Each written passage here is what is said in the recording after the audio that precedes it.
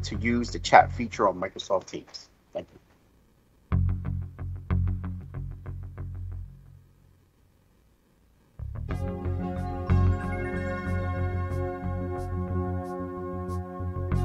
I didn't hear that, Modesto. The trucks were loud outside. Did you say it was that we were ready? I'm chiming in now with channel 64 to get started. Be a few moments. Okay.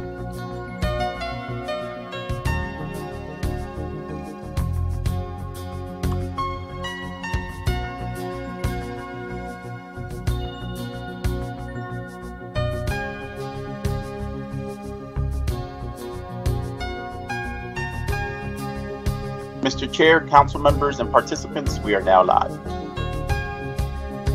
Thank you and good morning, everyone, as we proceed with our callbacks Wednesday, May 25th. Before we begin our public hearing, I'll make the following announcements. Due to the continuing threat of public health from COVID-19, City Council committees are currently meeting remotely. We're using Microsoft Teams to make those remote hearings possible.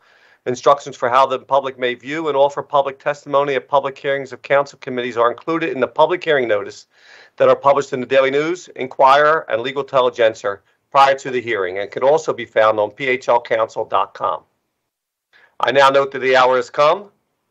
Ms. Patel, will you please call the roll to take attendance, and members are in attendance. Please indicate you are present. Councilmember Bass.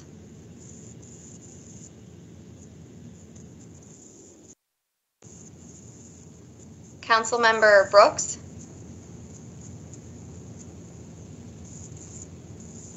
Councilmember Dom. Good morning, Mr. Chair, colleagues, and all attendees present. Councilmember Gautier. Good morning, Mr. Chair and colleagues in Philadelphia present. Councilmember Gilmore Richardson. Good morning, Mr. Chair. Good morning, colleagues. I am present. Councilmember Green. Good morning, Mr. Chair, colleagues. I am present. Councilmember Gim. Good morning, Mr. Chair. Good morning, colleagues. I am present. Councilmember Johnson. Councilmember Jones. Good morning, Mr. Chair. Philadelphia, I'm present. Councilmember O'Neill. Councilmember O. Councilmember Parker. Councilmember Sanchez. Councilmember Squilla. Good morning, everyone. Present. Councilmember Thomas. Good morning, Mr. Chair. Good morning, everybody. I'm present. And Council President Clark. Good morning, Amy. This is Sherelle Parker. I couldn't get off of mute. I'm present, Mr. Chairman. So noted. Thank you. A quorum of the committee is present and the hearing is now called to order. This is a continued public hearing on the Committee of the Whole regarding Bill number 220284, 220285, 220286, 220287, 220288, 220240, and Resolution 220300. Ms. Patel, can you please read the titles of the bills for the resolution and the resolution? Bill number 220284, an ordinance to adopt a capital program for the 6 fiscal years 2023 to 2028 inclusive. Bill number 220285, an ordinance to adopt a fiscal 2023 capital budget. Bill number 220286, an ordinance adopting the operating budget for fiscal year 2023. Bill number 220287, an ordinance amending section 10-1001 of the Philadelphia Code entitled Fees of Commissioner of Records to increase certain fees for the recording of deeds and mortgages and related documents under certain terms and conditions.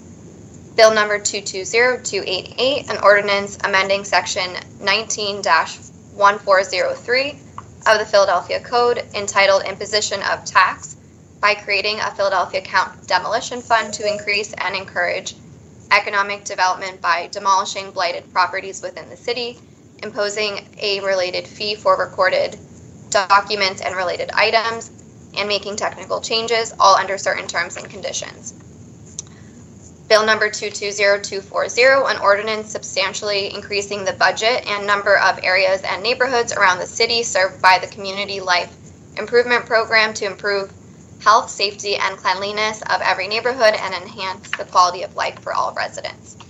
Resolution number 220300, resolution providing for the approval by the Council of the City of Philadelphia of a revised 5-year financial plan for the City of Philadelphia, covering fiscal years 2023 through 2027, and incorporating revised changes with respect to fiscal year 2022, which is to be submitted by the mayor to the Pennsylvania Intergovernmental Cooperation Authority pursuant to the Intergovernmental Cooperation Agreement authorized by an ordinance of this council approved by the mayor on January 3rd, 1992, by and between the city and the authority.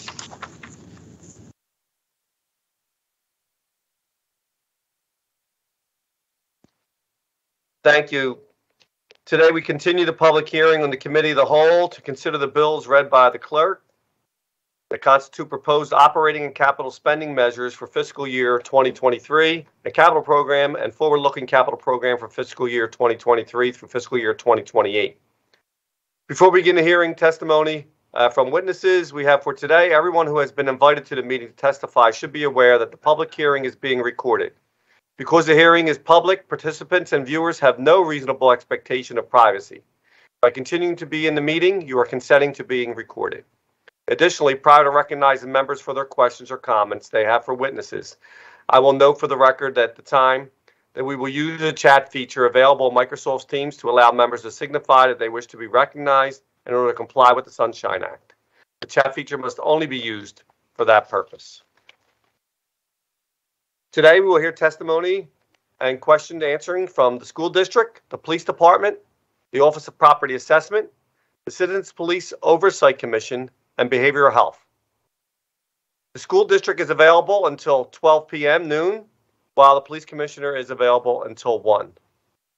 Ms. Patel, will you please read the first person to testify?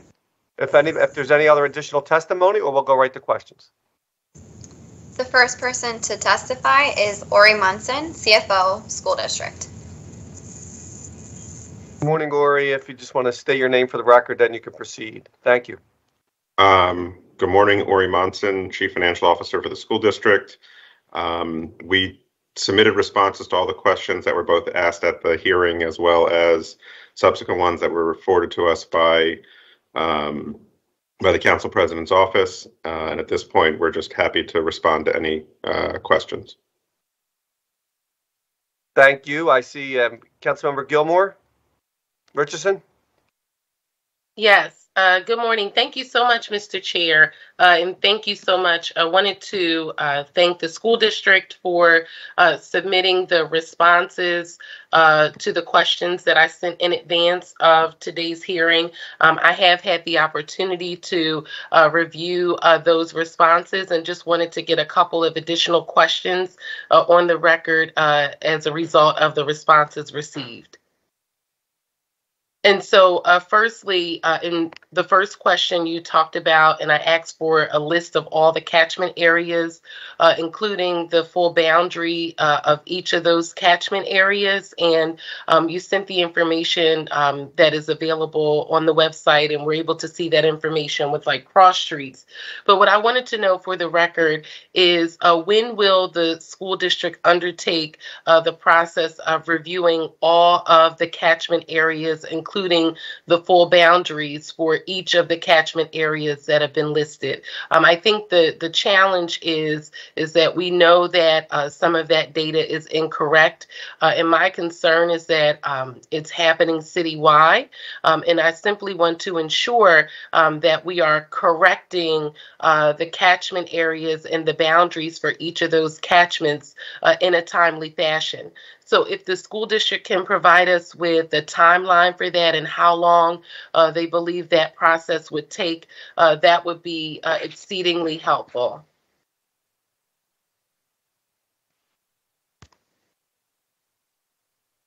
Yuri, I think you're on mute. Okay. I think Alicia's actually going to respond, or Dr. Okay. So we are currently engaging in a facilities planning process that will undertake both an assessment of our buildings, our utilization of our buildings, and then as well as if there are any catchment changes that need to be made as part of that utilization. And so that process is currently underway. In the spring of next year, we will have a facilities master plan, and from there, we will begin the implementation process for that facilities master plan, which again will be over multiple years to implement the full process of that plan. But we are currently in the phases of the actual process at this time. Okay, great. And what I wanted to do as a part of that process, recognizing that you'll sort of determine the future of our school district facilities as a part of that process, that we get a commitment on the record from the school district not to close any school buildings since you are undertaking this catchment and boundary area process in conjunction with the facilities process. I think that will be unfair to communities and neighborhoods that are seeking to have their children enrolled in their closest local public school. It is not their fault that this process will take several years, even though their boundary may be incorrect.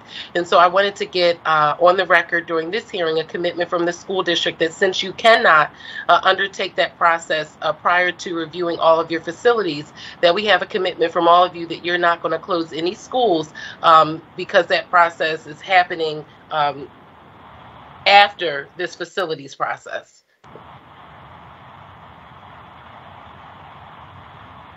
I appreciate the feedback, Councilwoman. I think we, as a part of this, I can't say what will happen through this process, right? Because part of this is the deep community engagement that will happen through this.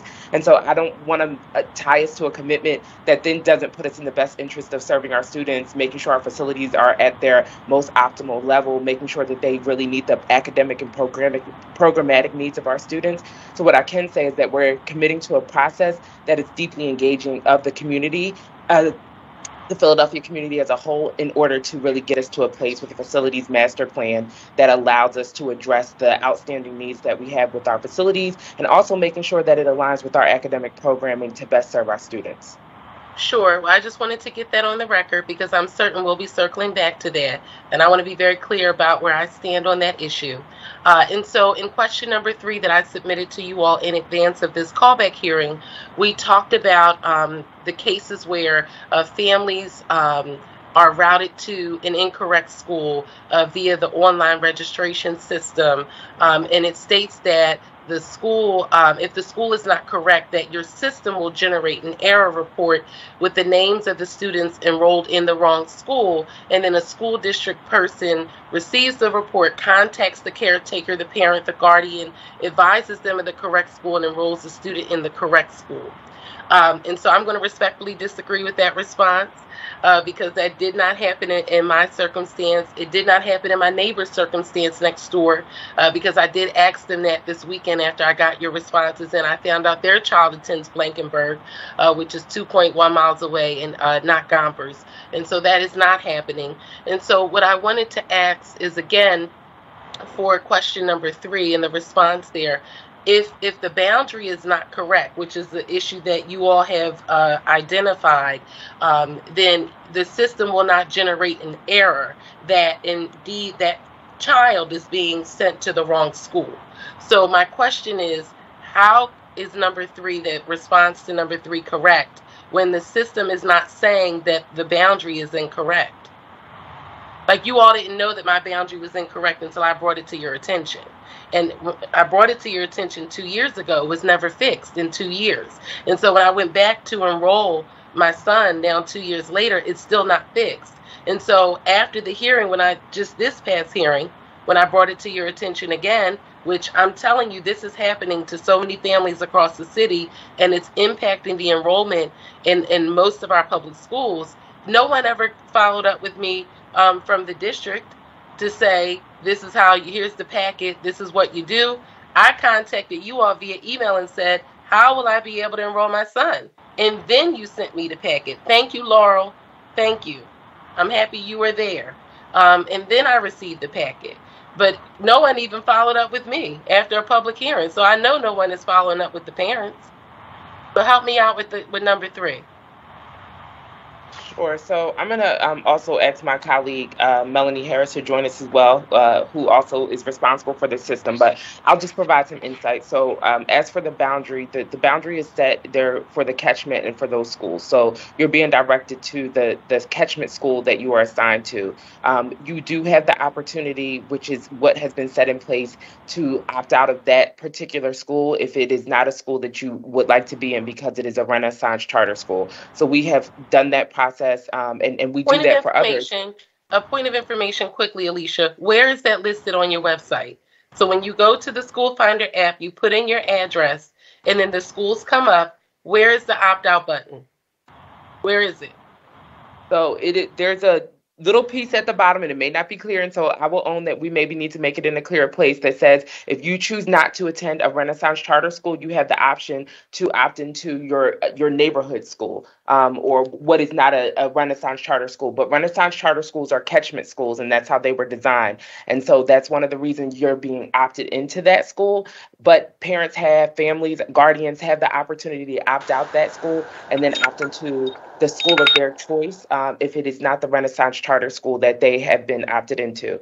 And so typically when you see an error would happen, in the case that was in response to your question, an error would happen, and for instance, if you are always supposed to be in catchment for Gompers, for some reason it's coming up as the other neighborhood school, then that's when you would see that error. Mel, do you want to provide any additional insight around that? Thank you, Alicia. Just to reinforce what you said, the addresses that we are talking about on Council Gilmore Richardson's block are not in the Gompers boundary. So as you stated, they are in the Renaissance charter boundary for Mastery schools for K to 6 and for Blankenberg for 7 to 8. So it is correct that the system right now can only zone you for one school. So it is, we are working to have it zoned between both the Mastery and between Blankenberg. But unless something were to be an actual official boundary change, there is no zoning for Gompers for that block. And that's why the system does not reflect that. Okay, and so I just want to I heard the bell and I want to be respectful. I will come back on the second round for the school district, but I want to be very clear for the public on why I am harping on this issue. This is one of the most important issues for the Philadelphia public school system as we speak. The School District of Philadelphia is seeking to undertake a process around determining the future of facilities and school buildings that will be open in our communities. And as of right now, the boundaries are not correct, and the catchment areas are not correct for most of our public schools, which is leading to a decrease in enrollment for our local public schools, which is leading to a decrease in support and services and staffing for our local public schools. And if this issue is not corrected, we will be in a situation and a circumstance where we will be facing the closure of our closest local public schools for families again. And I will not let this issue go because I believe it is one of the most important issues we are facing in our education system.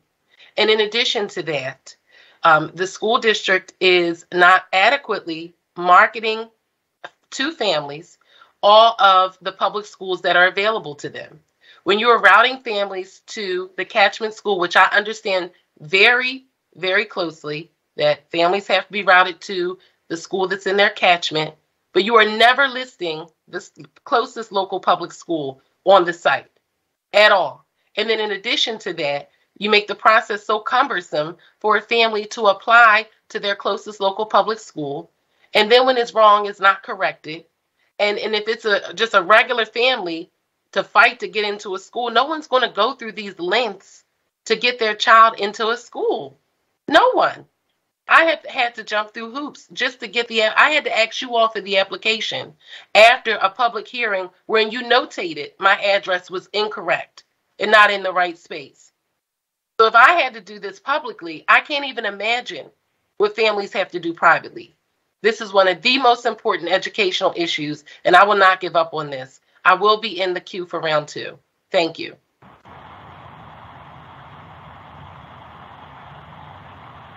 Thank you, Council Member. And we'll come back to you, Councilmember Jones. But before we go into next question, is it for the record, I want to note that Councilmember Brooks is present for the hearing. Councilmember Jones. Thank you, Mr. Chairman. And I want to thank my colleague for her passion about the schools in those catchment areas.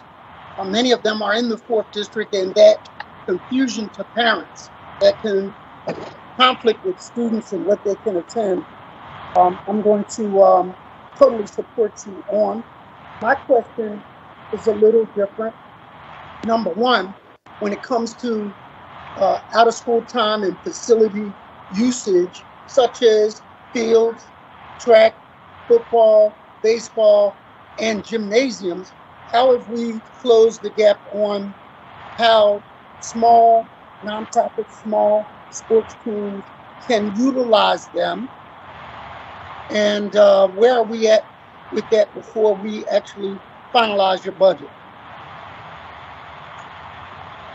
Councilman Jones, this is Bill Height, and thank you for the question. And I'm going to have Ori respond to the question, but I think it's really important for me to come on and respond to a point that Councilwoman Gilmore Richardson made earlier. And I understand, and I don't want this to take away from your time, but it's really important to clear up this point that there may be disagreement with the boundaries. And we understand that disagreement, and that a school is closer to me than the school that I'm assigned. But that doesn't mean the boundaries are incorrect. So people are being assigned to the boundaries that are associated with their address. We may disagree with what they are, and there's a process to then change those. But by the same token, I don't want people to think, by and large, boundaries are incorrect. There may be a lot of disagreement with the way the boundaries are established. But the point that was made about them being incorrect is not accurate. Then I would also ask Ori or Alicia to respond, because we think we have some good news around the facility sharing and usage. Thank you, Dr. Point of information, Mr. Chair. I would like to respectfully respond to Dr. Height's statement. Okay, before we do that, this will not reflect Councilmember Jones's time. We'll let him continue. And for the record, also, I want to note that Councilmember Bass is also present. Please proceed, Councilmember. First, thank you, Whip Jones, for this flexibility, and Mr. Chair. And Dr. Height, I do appreciate your response and the work that we have done together. But I must say, for this particular issue, because it is personally impacting me, and I found out from other families in my neighborhood it's impacting them as well, that I must respond to that statement. The school district's team told me that I am in my boundary is incorrect. Okay, so for my address, my catchment school is Man. Okay, the closest local public school, which is 0.7 miles away, is Gompers School. The school district is stating inside the School Finder app, and I can give you my address right now. You can go to the website and you can do it yourself. But it's stating that we're supposed to be at Blankenburg, which is 2.1 miles away, and would require bus service. So you're telling me that is disagreement on what school I should be at, because Gompers is 0.7 miles away and Blankenburg is 2.1 miles away, and it will require bus service and in a completely different neighborhood? The school district told me after I contacted you all that that was indeed incorrect, and that if we did not go to the Renaissance Charter, that we should have been routed to go to Gompers. So that was the information I received from your team. So are they incorrect? Well, I don't know who told you that, Councilwoman Gilmore Richardson, but your assigned school is Man. That's assigned to your address, and you chose, and you don't want your child going to Man. We all understand that. And I'm going to be clear. I don't have anything against Man Mastery Charter Schools because my big girl went there for middle school and she's now at a very good magnet public school. I want to be clear. This is not personal, okay? But I attended Gompers School. I think they are a stellar school, and I wanted my baby girl to go there, and they're the closest local public school to my house. So my thing is, I don't understand why it's such an issue to get your child to go to the closest local public school to your house. Blankenburg would be 3 times the distance from Gompers from my house. I'm just being honest. I'm not, and it's not personal, but that's what your team told me. Yeah, so I appreciate that, and I don't know who on my team told you that, but that requires a boundary change, and so that we would have to change the boundaries as a part of the broader facilities conversation that was mentioned. I think when I first came on, I came on a little late. I had some computer issues, so that's going to be a part of a larger conversation that I heard Alicia Prince talk about with respect to the facilities. But I just wanted to make the point that the system is designed to direct individuals to the school that is listed on their address. And that school in your case, and this has nothing to do with the quality of schools, and I know you're not talking about anything about the types of schools or quality of schools. But then if a parent doesn't want their child in that school that's assigned to that boundary, then there's a process that we have to go through to ensure that we are transferring that student to what we hope is the most appropriate place for that family. And that was the only point I was making. It doesn't mean, it may mean lots of people don't like what that choice is, but it doesn't necessarily mean the boundary is incorrect. That was the only point I was trying to make. Okay, and I respectfully received that answer. I just want to stand up for the families in Winfield right now who want their children to go to Gompers, who would love for their children to go to Gompers. We know when Gompers has seen a decrease in enrollment, even though they've increased to middle school and 8th grade. And we're very concerned, the families in Winfield, that we're looking at a potential closure of Gompers because of what's happening with this catchment.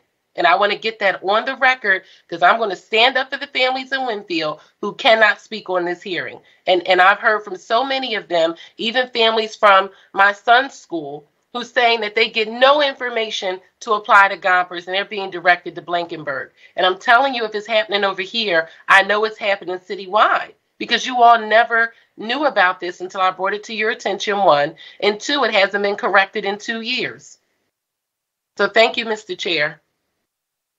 Thank you, Council Member, and it's always a pleasure hearing your questions and passion, so much appreciated. Councilmember Jones, we'll start over with you. Thank you again, and thank you, Member Gilmore Richardson, for your passion on the issue. We have to be advocates for our students, our children, and when people get stuff wrong, it's okay to correct it. You know, I mean, at the end of the day, that's what we're here for.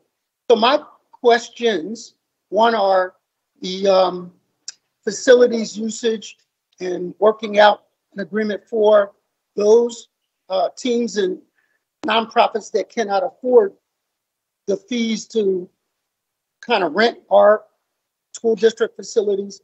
And then secondly, we want to finalize in the 4th district the budgets of the respective schools in our cluster, both capital and operating. And one of your staff, I believe, not this Monday because we're closed, but next Monday is going to do that. And I just want to confirm that. So time is yours. Thank you, Councilman Jones. Good morning, and good to see you. So I wanted to follow up on that. I wanted to thank both you and Councilman Thomas for the conversations that you had with both me and our Chief Operating Officer around this topic. We agree that there is a need to support the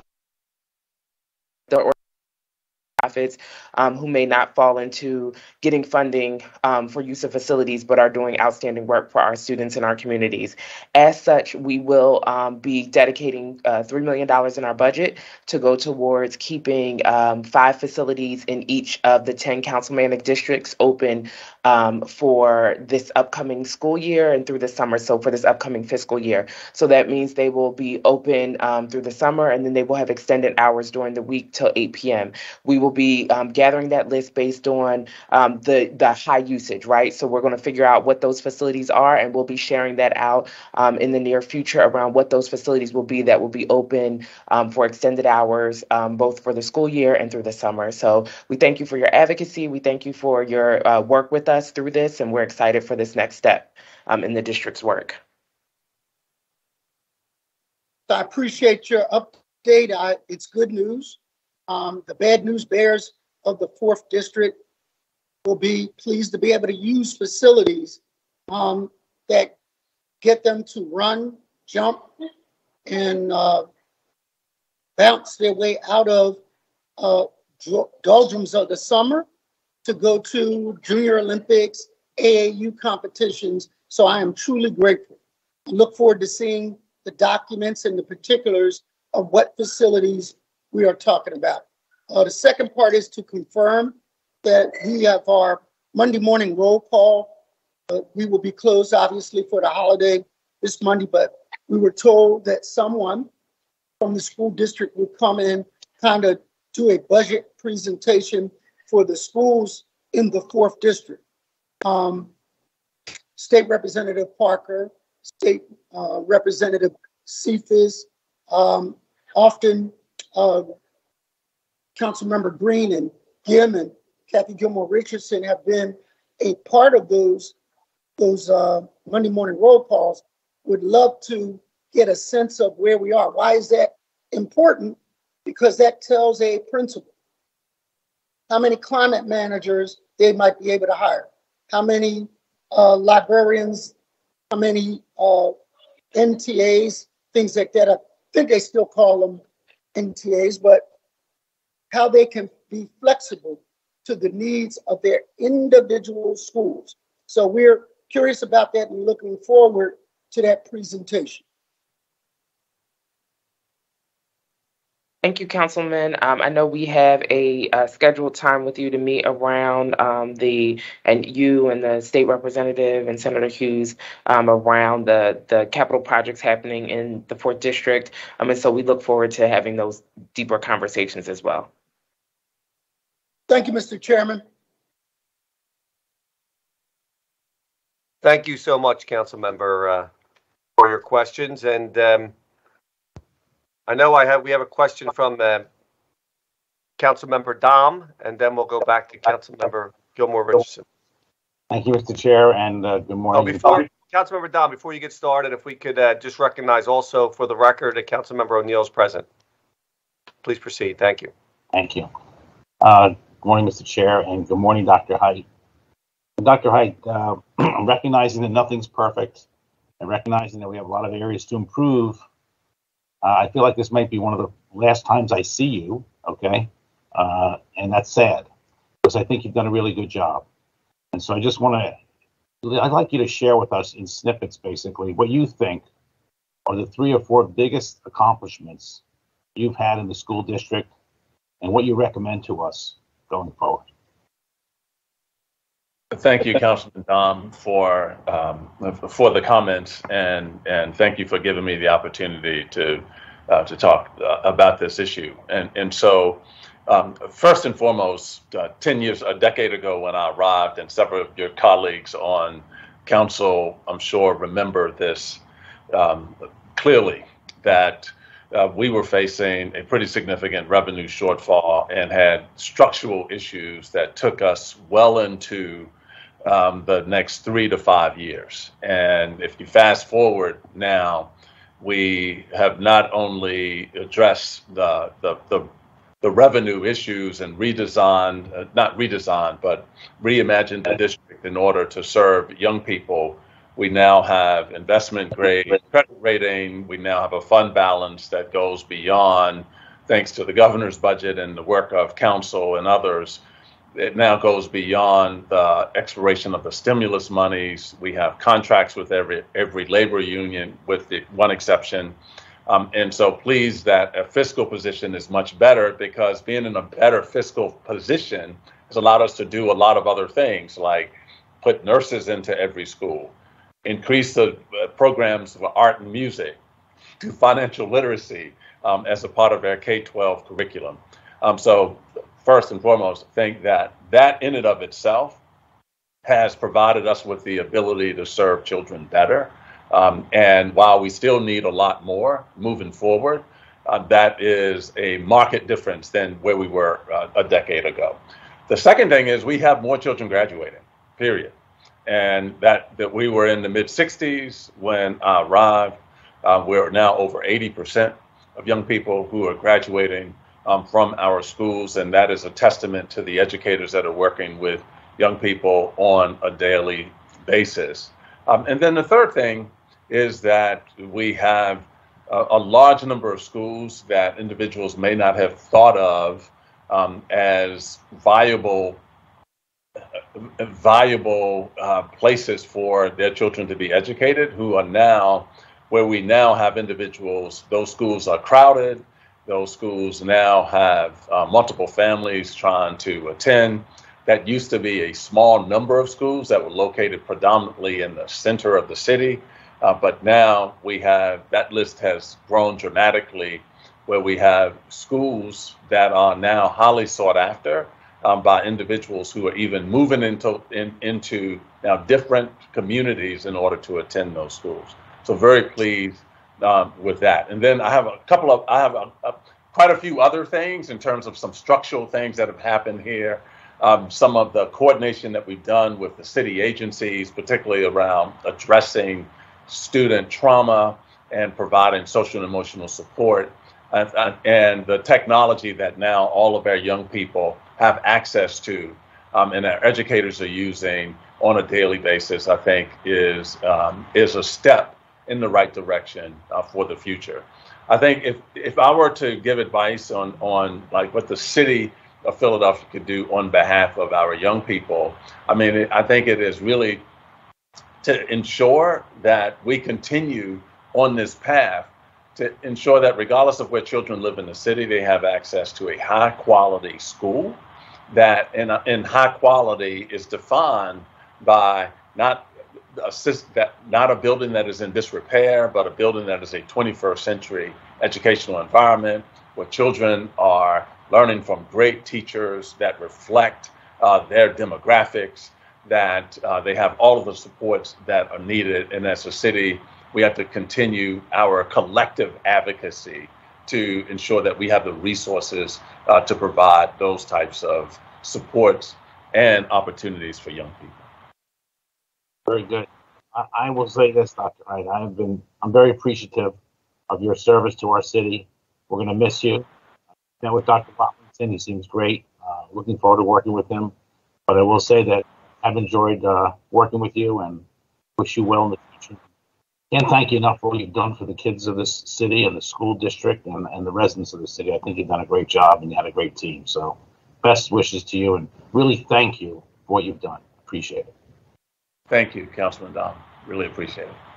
Thank you, Mr. Chair. Thank you, Councilmember. We're going to go back to Councilmember Gilmore Richardson. Thank you. Thank you so much, Mr. Chair, and thank my colleague, Councilmember Dom, for those great questions. And I, too, want to give Dr. Hyde kudos, because when you came 10 years ago, I was here. I was a legislative aide in City Council, and I was in those meetings as well. And I thank you for your service and all that you have done for the School District of Philadelphia, even the work that we've done together on CTE and just all of the movement we've made with conflict resolution. I don't want my angst about this boundary issue and catchment issue to overshadow the fact that I think we have worked together very well, and you have done so much on behalf of the school district over the last 10 years. So thank you for your service, since this will probably be the last time. And I'm looking forward to working with Dr. Watlington. For my last question, and I just want to get this on the record because it will be important for when you are going, Dr. Height, that we continue to tackle this issue, is in my questions that were submitted in advance, I asked when the most recent boundary change happened, and the response was the recent boundary change was at Propel Academy for school year 2021-2022. So I'll simply request of the district that when a boundary change or a catchment change happens, that members of Philadelphia City Council receive that information, understand what the boundaries are, because that information will be vitally important to the district council members. There could be information that they could give as a part of that process that will help to determine that area more closely. And so I just want to ensure we receive the information in writing and are made aware of any boundary or catchment changes moving forward. And I would just ask for the record, particularly for the families in Councilmember Jones's district where I reside in Winfield, that some written notification goes out to all the families that are applying for kindergarten, no matter what school they apply to, so they know what their options are, because right now in the system, it is not correct. And because so many families have reached out to me, I did reach out to all of you to get that information. I have shared it with some of the pre-K schools in our community, but I know I'm probably missing some families. So I just respectfully request that all the families that are in Winfield receive the same information that I received and requested from all of you as you undertake the boundary and catchment process, so that we figure out, where the hiccups are, make the corrections, and then go into the facilities process. And then I think at a later date, we can circle back and work with the board and others to look at those challenges and issues around the schools where children are routed. Because if the school district is doing the marketing and the communication for the Renaissance charter schools, it's hard to say that you all are, ensuring that families know about the options of the other schools as well. If I did not ask about Gompers, which is technically my closest local public school, I would not have been routed there. And then, of course, for 7th and 8th grade, even though Gompers goes up to 7th and 8th grade in the system, it still sends families to Blankenberg.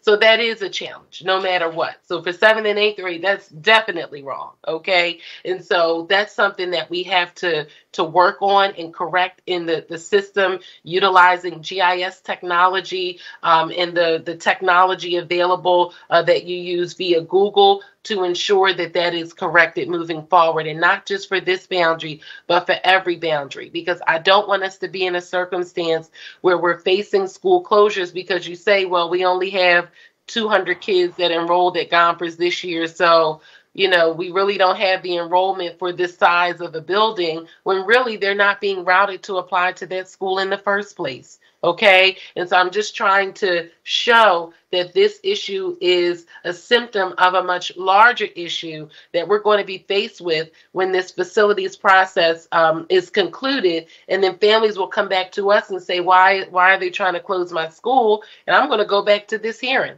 And I'm going to go back to the last hearing and say, this is something we have tried to prevent. So I just respectfully request that we are updated in writing with all of the movement on this process, and that all the families in Winfield are contacted and receive this packet and information. Thank you, Dr. Height, and to the school district team. I look forward to continuing to work with all of you, not only as a school district graduate of 3 school district schools, and not only as a former teacher in the school district of Philadelphia, but now as a parent that in the fall will hopefully have 3 kids at 2 different schools in the school district of Philadelphia. So I come to this with a very deep and intimate knowledge. Okay, this is my world. Okay, and I love the public school system. And I'm going to do everything that we can to get this right and to make this right. Because while all of you may have worked there, I lived this all my life. I've lived the Philadelphia public school system all my life, and we have to get this right. So thank you very, very much. Thank you, Councilwoman. And we will make sure we get that information to you and to the families in Winfield. Thank you. Thank you very much. And I'm just going to have one quick follow-up question. And I know we have a timeline on the water, lead in the water and the fountains that are going to be installed throughout the district. But is there going to be a timeline that we could work with the PFT and other stakeholders on how we're addressing the asbestos and the lead paint and mold issues moving forward? Is that something that we could get sort of a guideline, sort of how it was for the water fountains? Councilman Squilla, I know my colleague Alicia Prince and Reggie McNeil are here online, and so I want to make sure one of them responds to this question so that we can give you the most accurate response. Good morning, Councilman Squilla. We actually have a regular working relationship and commitment to engagement with the PFT around this. So our Chief Operating Officer has regular meetings, as well as people in his team have regular meetings with representatives from the PFT. They have a regular dialogue around this and how the work will be done. So we do have a commitment for that and how the asbestos work will be done. Is it possible to be able to put a schedule together? Or I know, because the last we heard that, you know, sort of an area that's of concern was that it's sort of not really the resource issue, but like a capacity issue. So how do we need to contract that out, and what is a timeline to get that done? We have a shared schedule with them as well, and then this is based off our how we are doing AHIRA reports, and then the work that's done with that. So that is a federal standard that we have to follow for this work, and so we follow that, and that's how that's done. And the PFT is involved in those conversations as well as the schedules.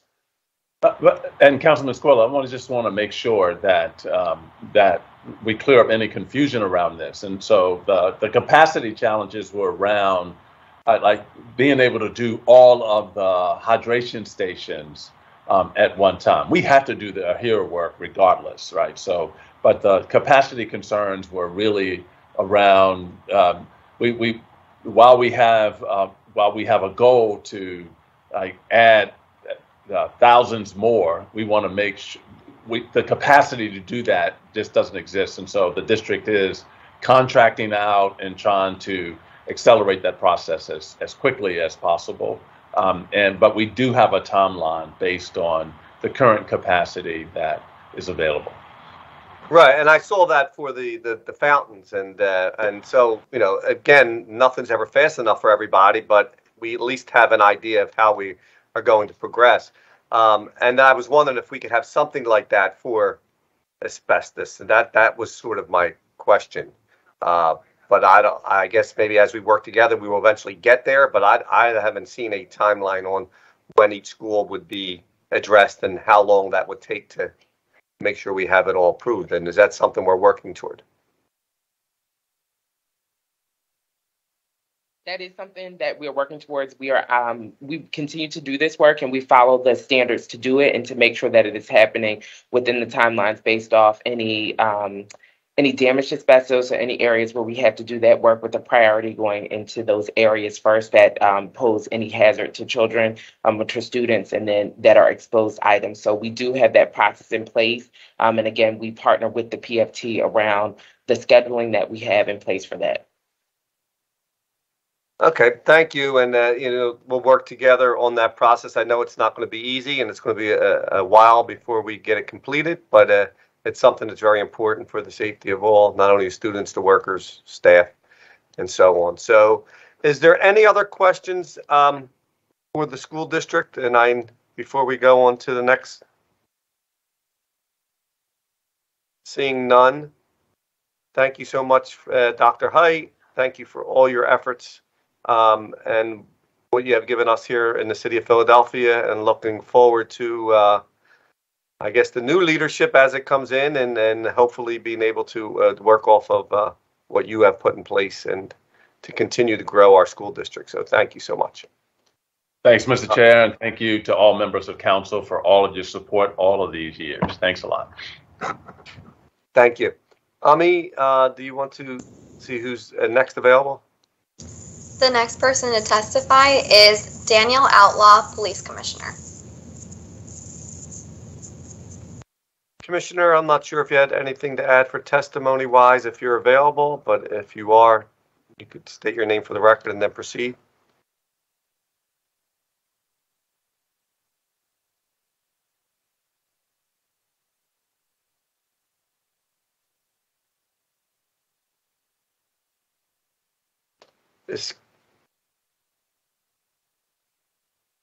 Councilmember Sanchez, did you have a question? I was queuing up for the police commissioner. Okay, all right. I think we're just waiting for her to reconnect. There she is. Good morning. I apologize. No problem. Just Commissioner, if you just want to state your name and then proceed, and then the first question will be from Councilmember Sanchez. Certainly. Good morning, everyone. Danielle Outlaw, Philadelphia Police Commissioner.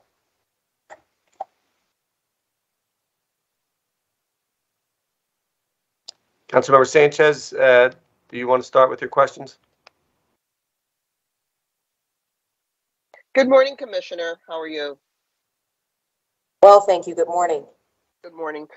So last week, I sent out an email. I believe I CC'd you all in conversations as we prepare to what undoubtedly will be a very chaotic summer as we see some of the tragic incidents that have been occurring, whether it's in our schools or in our rec centers.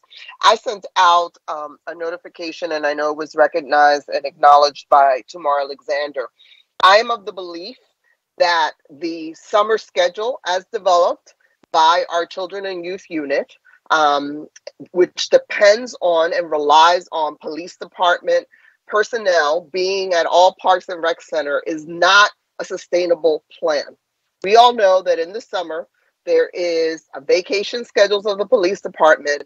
And we also know that any incident that occurs means that you have to redeploy your folks. This summer schedule that is dependent on police is not only unsustainable, but in my view is irresponsible in divisions like East Division, where I need folks fighting crime in areas that are around. So as part of my proposal, and I want you to respond to it, what I said is, let us hire Scotland Yards, let us hire Ally Broughton, properly staff and set a tone in all our parks and rec with that personnel, with police supporting those high crime recreation centers. So I want your reaction to that plan, and the fact that the current plans reliance, when you have sat here and over told us you're short staffed, is not a sustainable model. Thank you for that. And I am looking forward to our meeting with all the meeting of the minds so we can come up with a comprehensive strategy. And I say that not saying that we don't have one. Obviously, PPD has one in partnership with those who are providing programming. But I mean more so like the strategy that we put together for Sitter City, recognizing that we all had shared goals. We wanted to reach the same outcomes and ensure the safety of people returning to work. You know, this was supposed to roll out in October and it's still in place.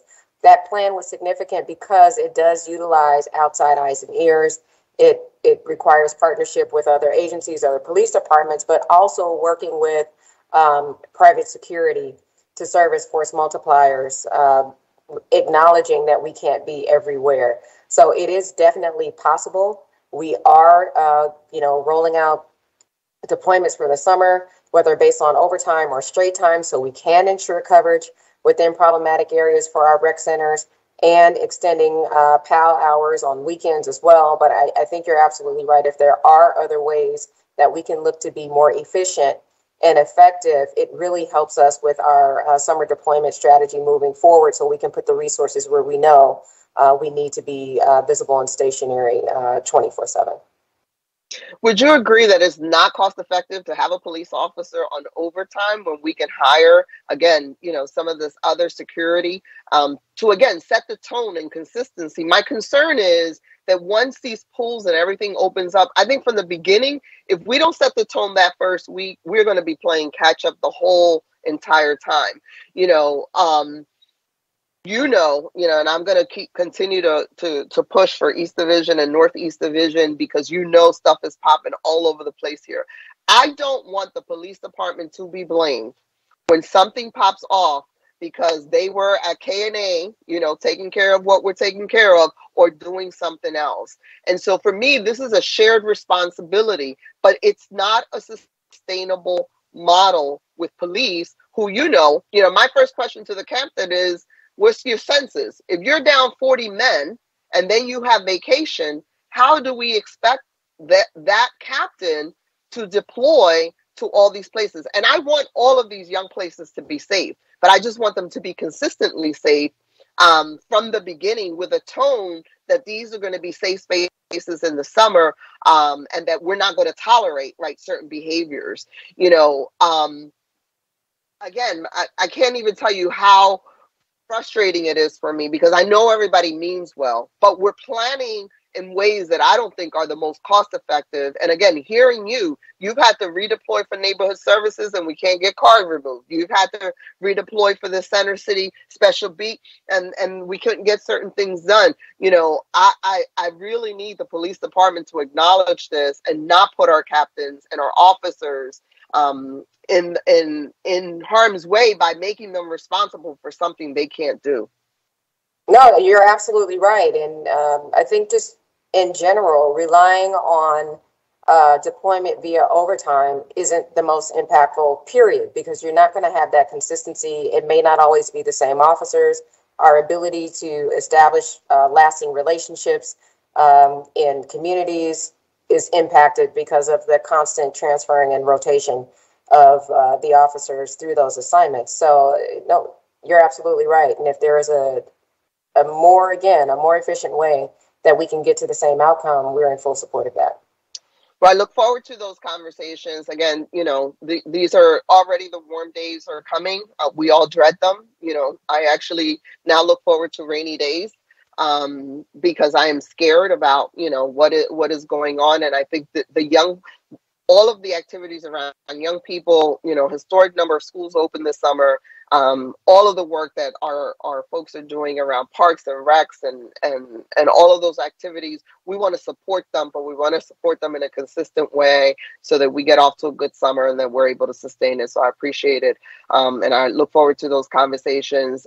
Thank you, Mr. Chair. Just wanted to put that stuff on the record as we narrow down this budget conversation and as we plan for the summer. I think it's just vitally important that we acknowledge that those play streets, that those rec centers, that those schools that are going to be open are going to be manned. But this redeployment, overtime deployment to do it is not efficient and cannot be sustained and can't be consistent because we have too many things that pop off that require redeployment strategies at a commander level. And I want to be as supportive as possible, but acknowledging that, given the challenges that we have, we need a different strategy for this summer. I want everyone to be safe and I want everyone to play the role that they should be playing this summer. So thank you very much, Mr. Chair. Thank you, Councilmember. Councilmember Gilmore Richardson. Yes, thank you so much, Mr. Chair, and thank you, Commissioner Outlaw, and to your team. I really just wanted to come on to mention just a couple things. First, kudos and thank you to Deputy Commissioner Dales.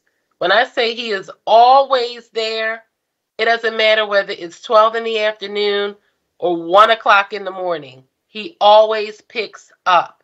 So I wanted to say thank you, and acknowledge Deputy Commissioner Joel Dales. You are stellar, you're a superstar, and we truly appreciate you. So I wanted to start with a thank you.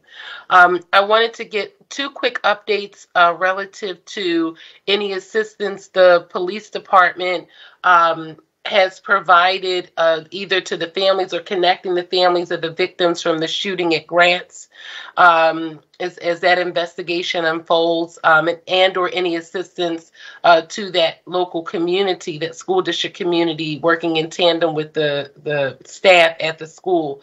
And then third, curfew violations. Any updates on curfew violations? Thank you for those 2 questions. Actually, DC Dales, you want to hop on and accept your accolades. We are in agreement with you.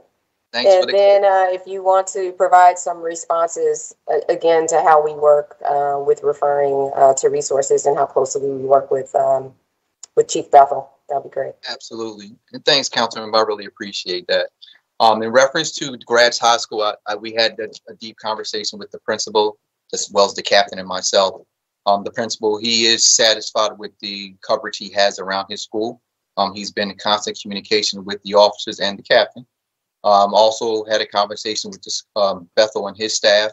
So they have counselors in place for those who attend the schools. We have CCIP, who falls under the MDO's office. They are pretty much also involved as well, as far as providing resources and counseling for the students. In reference to the investigation, we are making progress in reference to the incident itself. I also would like to add that when the shooting occurred, the police officers assigned to that school, they were 2 blocks away from the actual location where the shooting occurred. The area where it occurred, they haven't had issues at that location, and anyone from that school will tell you that most of the issues are either in front of the school or further down the street on Huntington Park. So that's where we are with that. The second question in reference to curfews, we are still seeing an increase in Southwest Division and Northwest Division. This summer, our plan is to implement a curfew initiative. So we will be doing that. And all commanders, they know where the resource centers are located. We will make sure that we try to actually utilize it to the fullest this summer. All right. Well, thank you so very much. And I look forward to working with you all as the months and weeks progress into the summer months. I'm very concerned about our young people, particularly as we move into the warmer weather, and just some things that I've seen walking around downtown outside of City Hall. We have a lot of work to do this summer, and I want to ensure we can keep our young people safe. And then obviously, I know all of our thoughts and prayers are with the families and the victims out in Texas. And just as a parent with young people in elementary school, it was hard to let them go to school today. But I'm sure you all are working on assessing additional security plans and keeping all of that in place for all of our schools as well. So thank you very, very much. Thank you, Council Member, and thank you, Deputy Dales. Council Member Jones, you have a question? I'd like to echo what my colleague said about Deputy Commissioner Dales. He made an offer at an event to come out and be a part of the 4th District. Usually when people say that to me, I take it with a grain of salt. And once you invite them, they come or they don't come. But every time I've asked him to come out, he has attended community visuals where people have been murdered. And it's important when you, Ms. Commissioner and Deputy Commissioner, come out. It's a hard part of your job, but it gives a sense of commitment to the community when they see you and they see the Deputy Commissioner, that things aren't out of control and that we have an opportunity for them to get better. So I wanted to say that to you and thank you for doing what you do. I did have a staff person, which is not in my district, Kensington. And I listen every week when Member Dom or Member Sanchez or Member Squilla talk about the area, but unfortunately, I had to see it up close and personal. And what I would only add is that it's not just impacting the people of Kensington. The circumstances there have created a vortex, if you would, that goes all the way out to the suburbs, attracting young people to that area, people from my district that get caught up in the drama that is there. And, you know, I always thought the concept of a bringing in, you know, whether it's National Guard or other, would be a little bit of a stretch until I had to kick the tires, until I had to see it up close and personal. And I want to lend whatever support I can to that effort, because it's bigger than Kensington. bigger than Frankfurt. It is a citywide and regional issue that we have to pay attention to. And having said that, I don't need a response to that. But what I also want to add is that we have heard you loud and clear about your need for the crime lab expansion. That is on my top things to do, along with the Police Oversight Commission for this budget cycle. We are in negotiations with the administration about how we deal with that. We cannot expect you to do the job you are doing without giving you the tools to get it done. So I want you to know I heard you during the 100 shooter review. Thank you. I heard the DA. And anytime you, the DA, the defender, all agree that this is a problem, we need to pay attention. So I want you to know I heard you. This is one of those things where you don't have to respond. But I just want you to make note that we're in this together. And we want, as a council and as an administration, to do our part. Thank you, Mr. Chairman. Thank you, Councilmember Jones. And I just have a question, real quick question, as obviously as the summer rolls in and we have some of our challenges. We're seeing some of these, I guess, activity in and around small businesses. And are we working with our commercial corridors, or what is the best way to work with our commercial corridors as far as looking at them, especially small business and some of the minority-owned communities that are fearful from theft? We had another incident last night up in South Philadelphia on 9th Street where people went in and robbed the place and the people in it. Are we working on some type of coordination with these small businesses, how to best address that, or can we come up with a system of engagement? I know we have a pilot up in Old City where we do have a beat officers that's on that strip up there, and I know that those businesses and residents actually love it. Is that something, I know with our staffing as it is and summer challenges, is that something we could do in the summertime in some of these other corridors? Point of information, Chairman Squilla. I just wanted to, for the record, thank you so very much for getting that question regarding the presence of community policing in neighborhoods across the city, and particularly our neighborhood-based commercial corridors, and also relevant to all of the public assets in districts across the city.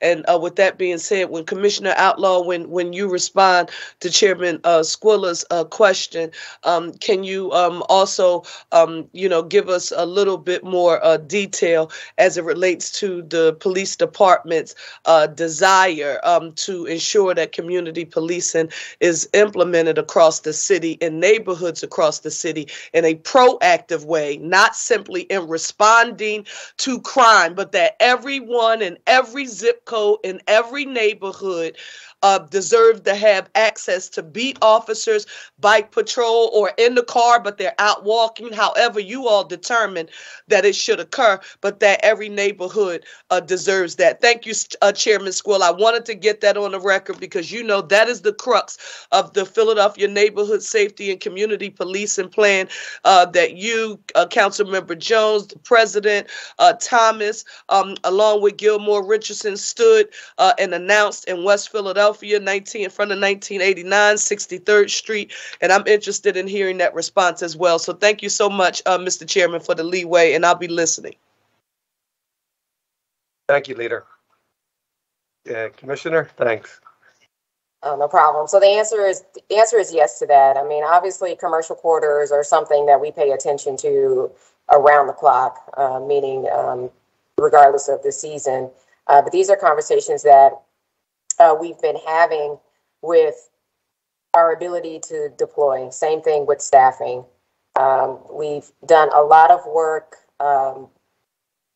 in identifying those commercial corridors where there's overlap in our problematic areas. So places where we already know our officers are or should be on a constant and a consistent basis, to see if we can kill multiple birds with one stone. That's a bad analogy, but basically make sure that our presence covers many areas. We do have a liaison out of our DIVIC. I know we have Chief Walt Smith here on the call as well, who liaises with our small businesses to make sure that communication is shared both ways. But DC Dales, talk a little bit about our deployment models, what we would like to be able to do, having people on feet, having people on bicycles as we get additional numbers and we bolster our strength, honestly.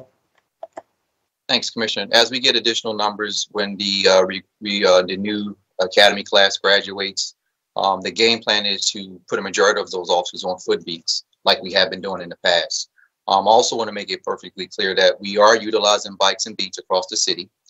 We cannot use as many as we did in the past because, again, we are short on staffing. However, that does not excuse the fact that we cannot practice community policing, which we will continue to do.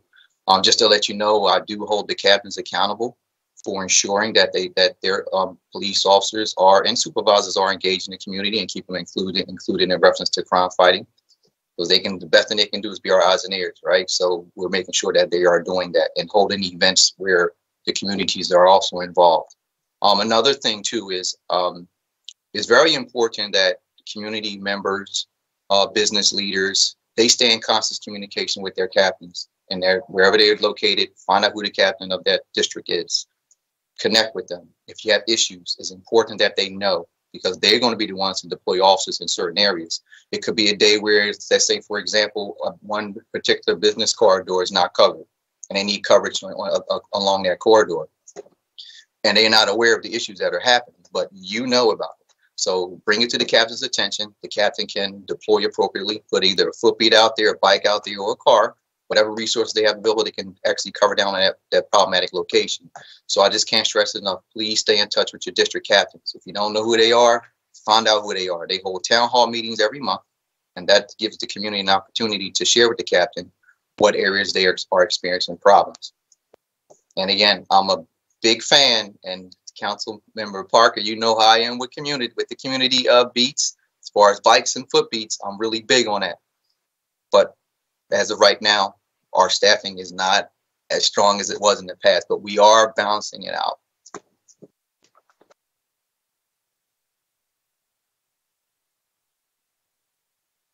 Thank you, Deputy Dales, for that. Obviously, it's a big concern for a lot of residents. But as we go in, and I know we've talked about this in the past, and I know just for the record, the department has put together an ATV detail, again, as resources allow. Is that something, too, that we'll be doing this summer, knowing that some of the challenges we have faced? The answer is yes. Before I kick it off, again, to DC Dales, who has operations, so it is what it is. You can expect to see us out there in some part beginning Memorial Day weekend and into the summer, again, doing what we can with what we have.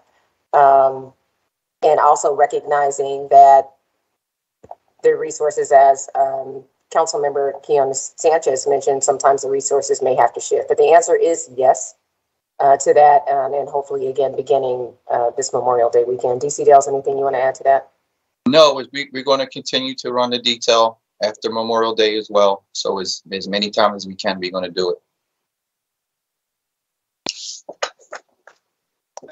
Thank you for that, because obviously that's important to a lot of residents throughout.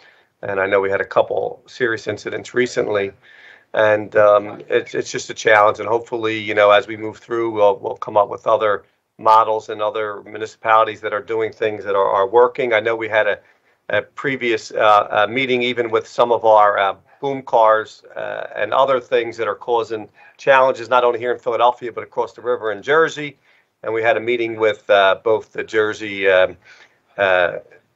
political people and their law enforcement and us to try to come up with a way to do that. And hopefully these, if we could get this camera,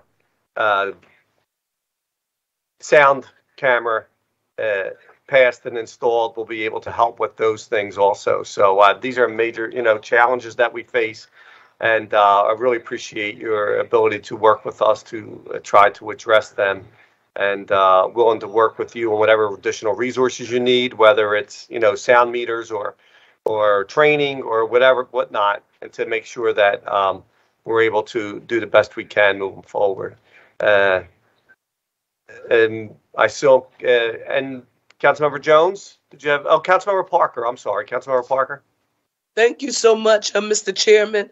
And let me lend my voice to the choir to say thank you, Commissioner Outlaw, and a special thank you to Deputy Commissioner Dales.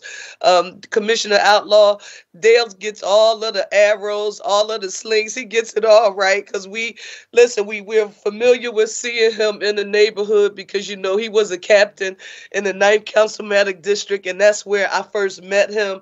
And that was, to be quite frank, that was a time when community policing wasn't always embraced by the brass, right? Because some people looked at it as not being an effective deployment of available officers. But if members of the viewing public ever listened to Deputy Commissioner Dales' testimony about how he felt when he was first deployed in community policing, but then how, because he built those relationships with the community, he got information that sometimes even investigators couldn't get to help solve crimes before they occurred, because he was a trusted voice in the community. And I wanted to say that on the record, because Dales, if it wasn't going good, I would say that to you, and you would catch hell on the record as well. With that being said, Commissioner, I needed to get this on the record, because as I just looked through the neighborhood safety and community policing plan, I looked, and we document at that time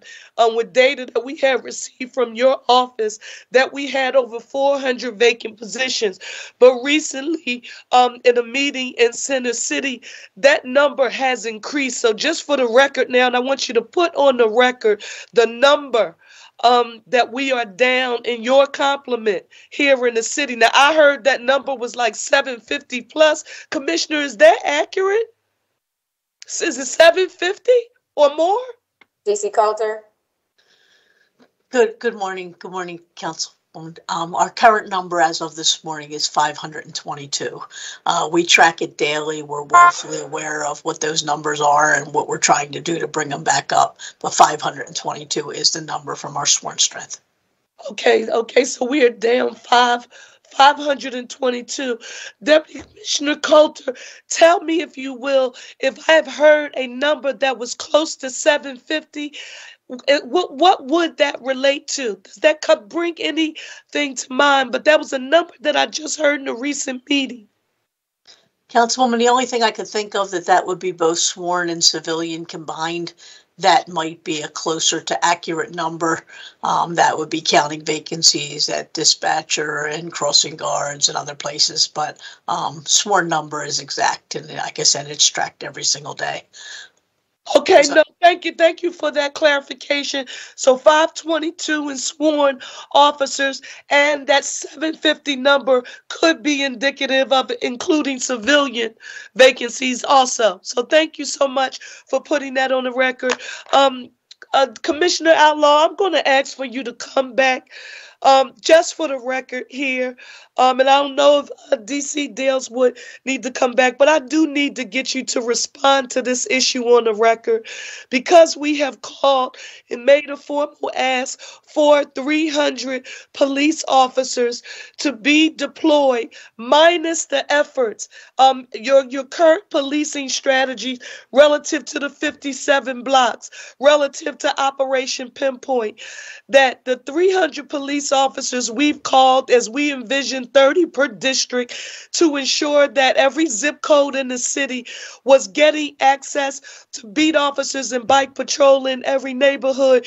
Would you affirmatively say that the only barrier to your ability to do that is having access to those officers right now to deploy them in a citywide community policing strategy? But because they don't exist now, you are trying to do the best you can with what little you have. Would you say that my statement is accurate, Commissioner? That is correct, yes.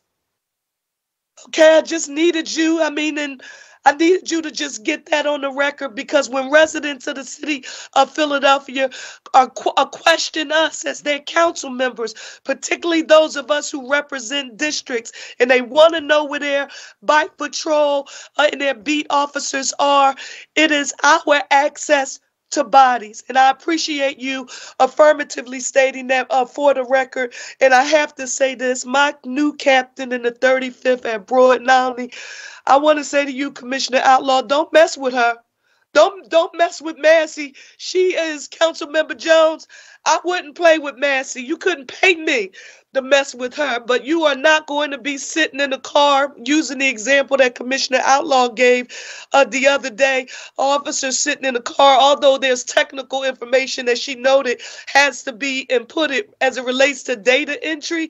She talked about the need to be out and walking, and Massey demands that. So special thank you to her on the record. Thank you, Commissioner. Thank you, Mr. Chair.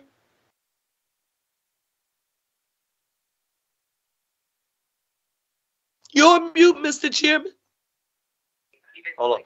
Thank you, Council Member, and appreciate that. And real quick before we go to Council Member Jones, I know you mentioned crossing guards, and that's a big issue, and I now understand that they're under the street department budget, but that is a major, crossing guards also is a major concern, and it also adds to the challenges of police when they have to fill in those positions. So we need to make sure we hire those crossing guards and the 911 operators. You know, I called again yesterday, 911, and nobody answered, and it was around 5 o'clock last night. And it's the challenges are because of staffing. And if that's the minor thing we could do, we need to really get that up and coming. And so is there anything that we could do or to enhance the ability to hire more in those two spots, crossing guards and 911 operators? DC Calder. The biggest help that everybody in council and everybody out there could be is to encourage constituents, get family members, children. One of the barriers that we don't have in both of those areas is that you don't have to be 21, that we can have people who are 18. So we're looking forward to working with future current high school graduates, people who are looking for jobs and not moving on to college, because in the end we need people, and we'll always need people, because they are both high turnover positions, one because of family situations and status. Crossing guards, some people tend to take those jobs until their kids are in school full time, and then they move on to full-time employment. And with dispatchers, it's a tough job. It's shift work, it's holidays and stuff. So people sometimes move on as well. Some people make it a 20, 30, 40-year career. So any encouragement during all of our recruitment campaigns to folks that are looking not just for a job, but a profession to make a difference, it would help us all the way around, because our officers on the street, I mean, it's kind of a system that feeds off each other. We need somebody to answer the phone, but then we also need somebody to send it to. So in all three of those areas, whether it's recruitment of police officers, crossing guards, or people for police radio, any help that we can give there at any community meeting, anytime you're with your constituents, when people are looking for either work or talking about children or grandchildren, they're great places to start. It's a great way to move into city government, regardless of what they think they want to do in the future. It's that great entry into the process. Oh, we agree with you, and we'd be happy to help. But also, I mean, at least with the crossing guards, there's already 600 people on that list for those spots. And I know that's probably an administrative question and not a question for you, but we need to get a test in place now, because we know we're going to run through that 600 and we're not going to fill up the 400 spots. And we need to be able to make sure that the new test is ready. And the same, is it a civil service position for the 911 operators? Yes, it is. So how many people are on that list? We go through a list as quickly as we get it. The enrollment period's opened about every 2 months now. So we're working off a current list now that we hope to put 30 in July. We have a class in right now. We've had no inability to put classes in. They're just not quite as large as we would like to. We have the capacity to put 36 in. Most times we have about 20 to 22 qualified at the time that it's time to go in. So we're working with Central HR to get names from a current list and also have them announcing the next series already to make sure that there's a backup list in place for when we go through this group. We have looked at the testing process, looking at, you know, some of the requirements for the typing and numbers and stuff to say that there are things that are skills that we can work on once we have them within. And we don't want those barriers to keep somebody out because they might type one word a minute less than what's required on the testing process. So we're working to look at the ability to bring people in, knowing that those speeds and proficiencies will increase while they're on the job instead of keeping them out. So we're looking at every way we can to bring people in.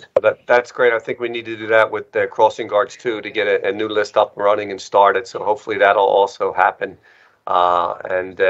You know, that we need to get these people in these positions. Nothing's worse than not having the ability to put people in spots for safety reasons when we have already a list that's there, and maybe we could start a new list to be prepared for when we do run out of the current list. So thank you so much for that. And Councilmember Jones.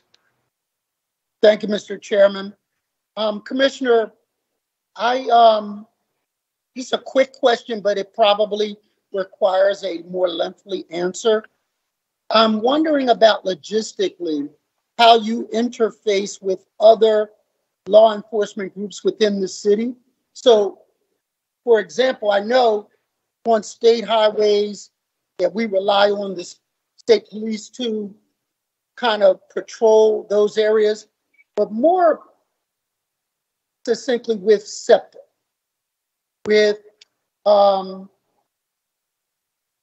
PHA police force, with probably even the sheriff's department. Tell me how you guys coordinate that personnel, that manpower to kind of keep us safe. What comes to mind is when we deal with SEPTA platforms and subways, how does that interface happen? Not only with manpower, personnel, but technology. We thank you for that question. We coordinate and communicate actually very regularly, weekly. We have standing weekly meetings when we talk about violent crime. Obviously, when we're talking about our shooting reviews. When I first got here, I touted how critical that was because there's so much overlap between our areas of jurisdictions. And I would even add to that our universities here as well as our hospitals, other agencies that have their own police departments. And it's important for us that they receive the same data that we're working off of. Meeting on a weekly Tuesday basis is critical to make sure that we're all on the same page and that we all leave that meeting with actionable items or deliverables to know that, okay, PHA has to come back and secure this property or, you know, whatever it is.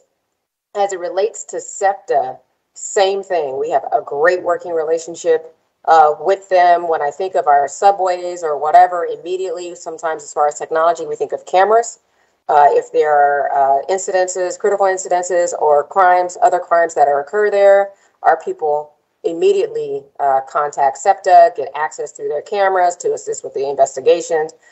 We share information. So I'm actually very proud of how closely and how coordinated we are because it's too many of us working in this city to not communicate on a regular basis. And that's actually how we've been able to get a lot of what we've done accomplished.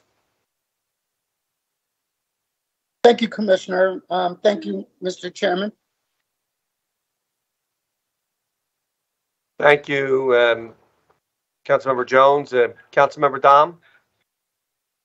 Mr. Chair, and good morning, Commissioner. Still good morning. I have a couple quick questions for you. I wanted to follow up on Councilman Squilla's question on the ATVs, because it seems like it's starting to heat up, and we've seen, unfortunately, I think a few deaths recently, somewhat attributed to the ATV activity. And I guess my question is, if we're going to have the detail step up, can we also have a media campaign that tells people what's going on, shores up public support for this and enforcement? And are we getting cooperation on this from the district attorney's office? I mean, sure. We're always happy to be transparent and share what our efforts have been. So I think that one's low hanging fruit. That's a no brainer.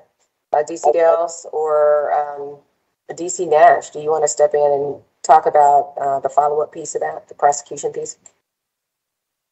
Yeah, thank you, Commissioner. And Councilman Dom, you and I have spoken. The problem with ATVs is relentless, and it's continual, and it's very troubling because, as you indicated, it results in a number of things: public perception, fear of what's going on out in the street, as well as the danger to the community, as well as the officers. As far as the investigations go, and in cooperation, we have our investigators for major crimes that are dedicated to working closely with the district attorney's office to develop cases where we can to bring prosecutions for individuals that are responsible for criminal activity. They can be very challenging to make those cases, but we work really hard.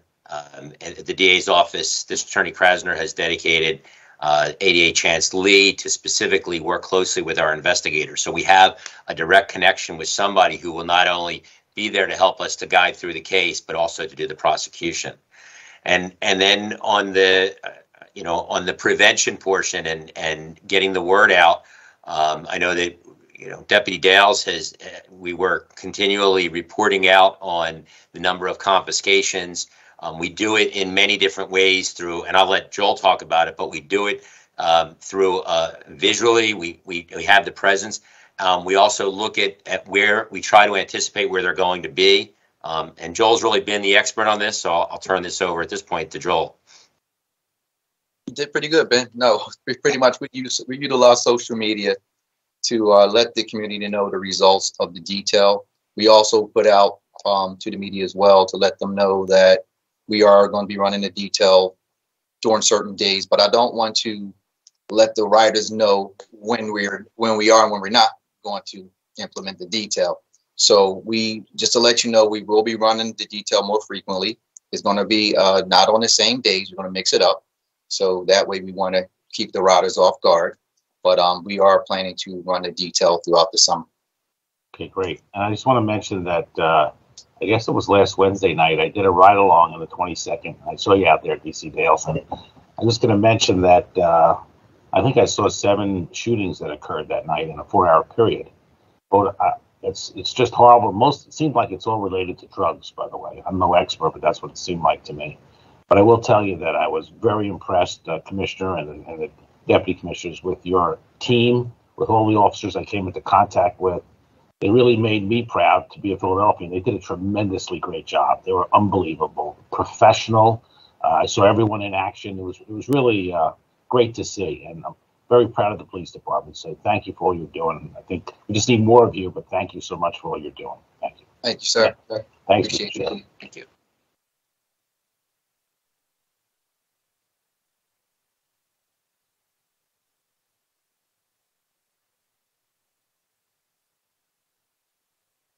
I'm finished.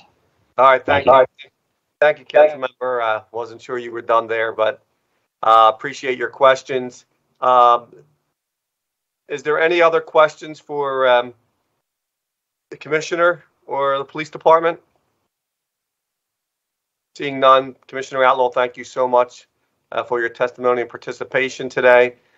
We really appreciate your support and looking forward to continue working together to help keep our city and community safe. Thank you. Thank you. Ami, do you want to read the next people to testify? Next to testify, we have Mary Hortzman, Senior Director for Policy and Initiatives at MDO, and Anthony Arace, Acting Director, Police Advisory Commission.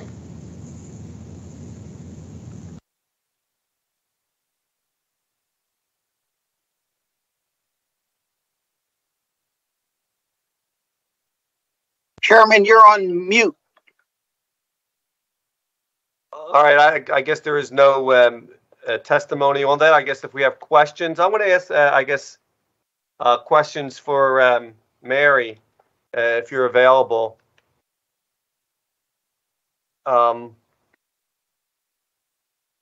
Is Mary there?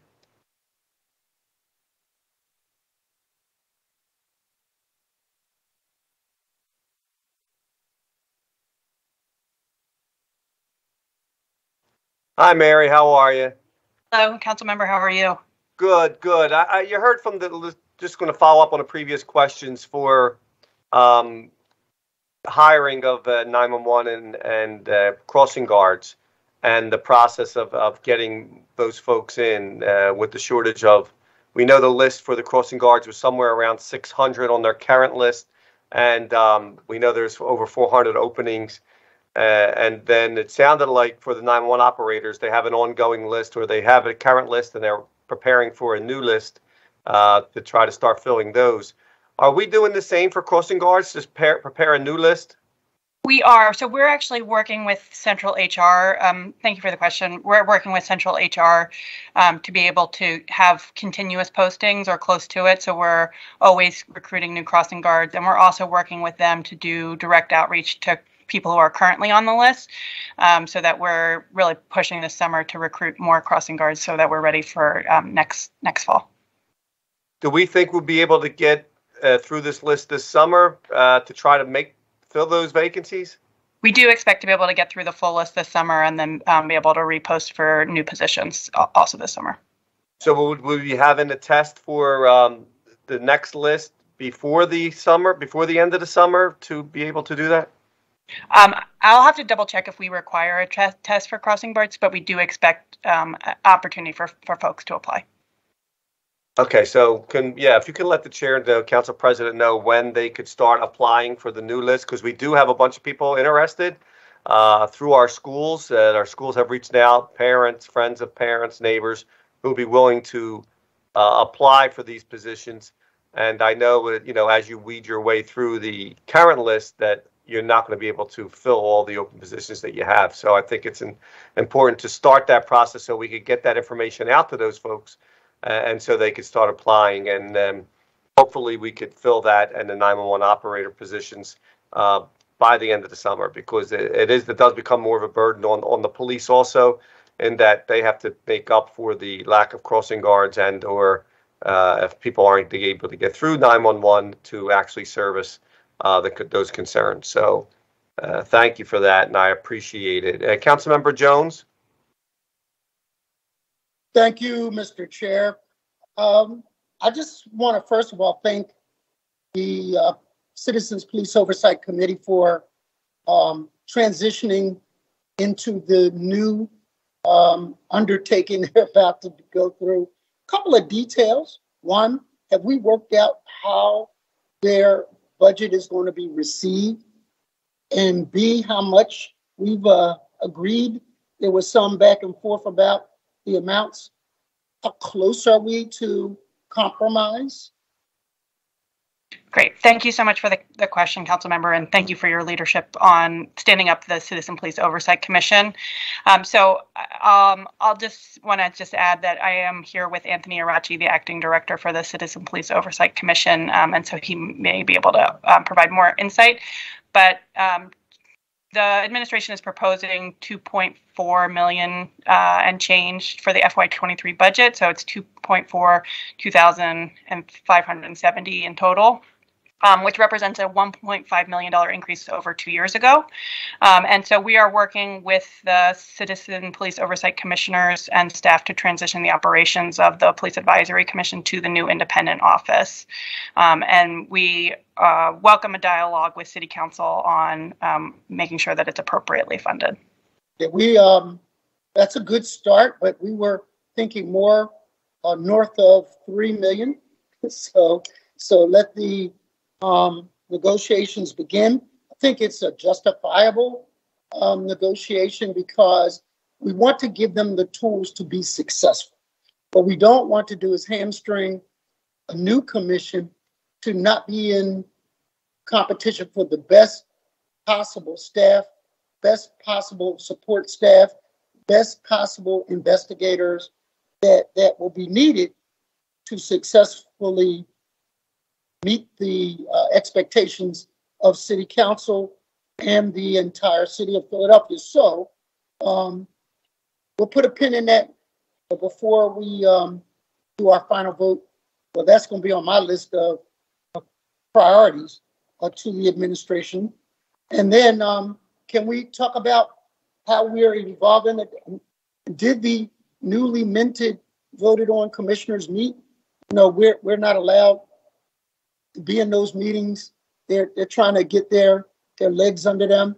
But could you give me some peek behind the curtain as to how we're doing? That's a great question, and I know they've really hit the ground running. So they have appointed a chair in Jolly, and they're also appointing a vice chair with Afroja Hussein. So I'll turn it over to Anthony Arachi, who's the acting director, to talk more about where the commissioners are in their progress. Before you begin your testimony, I just want to thank you profusely for the services, the class, the insights that you've given all of us in council and for the advocates. It is duly noted, and I want you to know for the record, I see you. So thank you. I think you're on mute. Thank you, Councilman. It's great to be here and happy to answer any and all questions that you guys have. So far. State your name for the record. Oh, sorry. Anthony Arachi, last name Erace. So far, the commissioners have all met. They have elected a chair in Jolly Hatchett and vice chair in Afroza Hussein. They have been given all of the tools to sort of come together and create their internal operating procedures. The first training session on functionality has already taken place, and the second and third one are being scheduled as we speak. And as that is taking place, the foundational hiring that we did as the Police Advisory Commission is allowing us to increase front-facing service to the residents of Philadelphia already. So as the process of them getting their legs, we have a new auditing and monitoring unit, enhanced oversight of the police department disciplinary process that was done in conjunction with the police department. We have an expanded policy unit, and we are about to start with our investigative hirings and expansion. And we have to talk to the police department about how all that's going to work, and that will obviously take some time. But we're off and running, and it's a good start, and the commission is talking to each other and getting their legs together, and I think it's going to be pretty special. As I look at national news, as I look at other municipalities, as we establish this commission, it's not a question of if, it's a matter of when we will be involved in making critical decisions that give confidence to the city of Philadelphia. And the difference between municipalities that wind up taking it to the streets, taking it to civil unrest, and the ones that do not is a sincere belief that there is a process in place to get fair reviews. So the work of the commission is vital to keeping good faith with the citizens of Philadelphia and keeping us. I just remember the season of unrest in Philadelphia, and it just put a priority on the work that you've done and the work that you and the commission are about to do. And I just know that it's critical to giving a fair and level playing field, perceptually and actually, to the public. So, Godspeed. Thank you very much, Council Member. We're on it for everyone. Mr. Chairman. Thank you, Council Member, and thank you for your testimony. Is there any other questions for anybody for Senior Director for Policy and NDO? Seeing none, thank you so much for your answering your questions and your help. Ami, do we want to bring in the next person to testify or answer questions? The next person to testify is James Eros Jr., Chief Assessment Officer. James, are you available? Good morning, Mr. Chair. Good morning. I don't know if you have any follow-ups to your previous testimony, or are you just, I don't have any additional testimony for the record. We submitted some answers in writing to questions that we received from council after the first hearing. But I'm prepared to answer any follow-up questions that the council has right now. Okay, I could start with just a quick question. Is again, we were told, I think, after the last hearing, that notices would go out sometime in September. Is that still the case? Because you said the company who you're working with was having some issues with supplies. Yeah, so the September 1st date we put out there is kind of the back end of where we expect at this point to be able to mail. We're optimistic that we can do it sooner than that, and we would certainly want to do it sooner than that should we be able to. We don't have any updated timelines, but the September 1 date was the date we put out there as kind of like this is where we think might be the latest. But it would not be our plan to specifically mail out on September 1st or by September 1st if we're able to mail out much sooner. Okay. Also, as far as the staffing to handle the number of appeals, do you believe you have the ability to handle these appeals in a timely fashion? So we do have a number of staff. We do have a few. Excuse me. Let me start over again. We do have a few vacancies, but we are planning to address the. I'm sorry. When you say appeals, are you speaking about? Well, I meant FLR. Appeals and FLRs. Okay. Yes. I'm sorry. Yeah. Sure. Appeals go to the BRT, and that's another question for them. Yeah. Right. Yeah. We're planning on being able to answer them as timely as possible. Obviously, we will have to see what the volume is that comes in, and then strategically plan around that. Based on previous reassessments, we have an idea of what we may expect, but we will be able to hopefully effectively resolve most of those within a few months, as we have in the past. Okay, and just for the record, I had introduced a tolling legislation that will allow people to pay the previous bills, and this is something we're going to have to work out with revenue. But if there's an appeal in process, when do and it's not from you guys, so it's from revenue who sends the tax bill out. Since the tax bill, when do we perceive that these appeals will not be done most likely before the bills go out? Because you could have up to October 1st to appeal. So do we know when the bills will actually go out for the residents? Hi, Rob Dubo, Finance Director. We can get back and confirm with you, but it's usually kind of late November, early December when the bills go out. All right, so then we'll know basically if everybody has their appeal in by October 3rd or whatever that Monday is, we'll know who has appealed at that time. And, correct. And since they're appealed at that time, would revenue be able to send to follow the legislation to send out the appeal, send out the bill with the old assessment on that instead of the new assessment? Yes. Since I understand the question, but let me check with revenue and we'll get back to you in writing with an answer to that. And the only reason why I'm asking that is because people who pay their bill, it's one thing who could pay the previous tax. The ones that the bill goes to the mortgage companies, they pay whatever bill is sent to them, and it doesn't Understood. matter what our law says. And we ran into that last time. Yep. And I see Carla's on there too. And thank you, Rob. If you could get back to us on that, would be great. And Carla, real quick, and I see Council President is also back. So welcome back, Council President. The BRT, as far as the appeals coming in October, are we going to be prepared to handle the number of appeals? And is there a possibility of adding more dates or more hearings to try to be able to hear these appeals in a timely manner?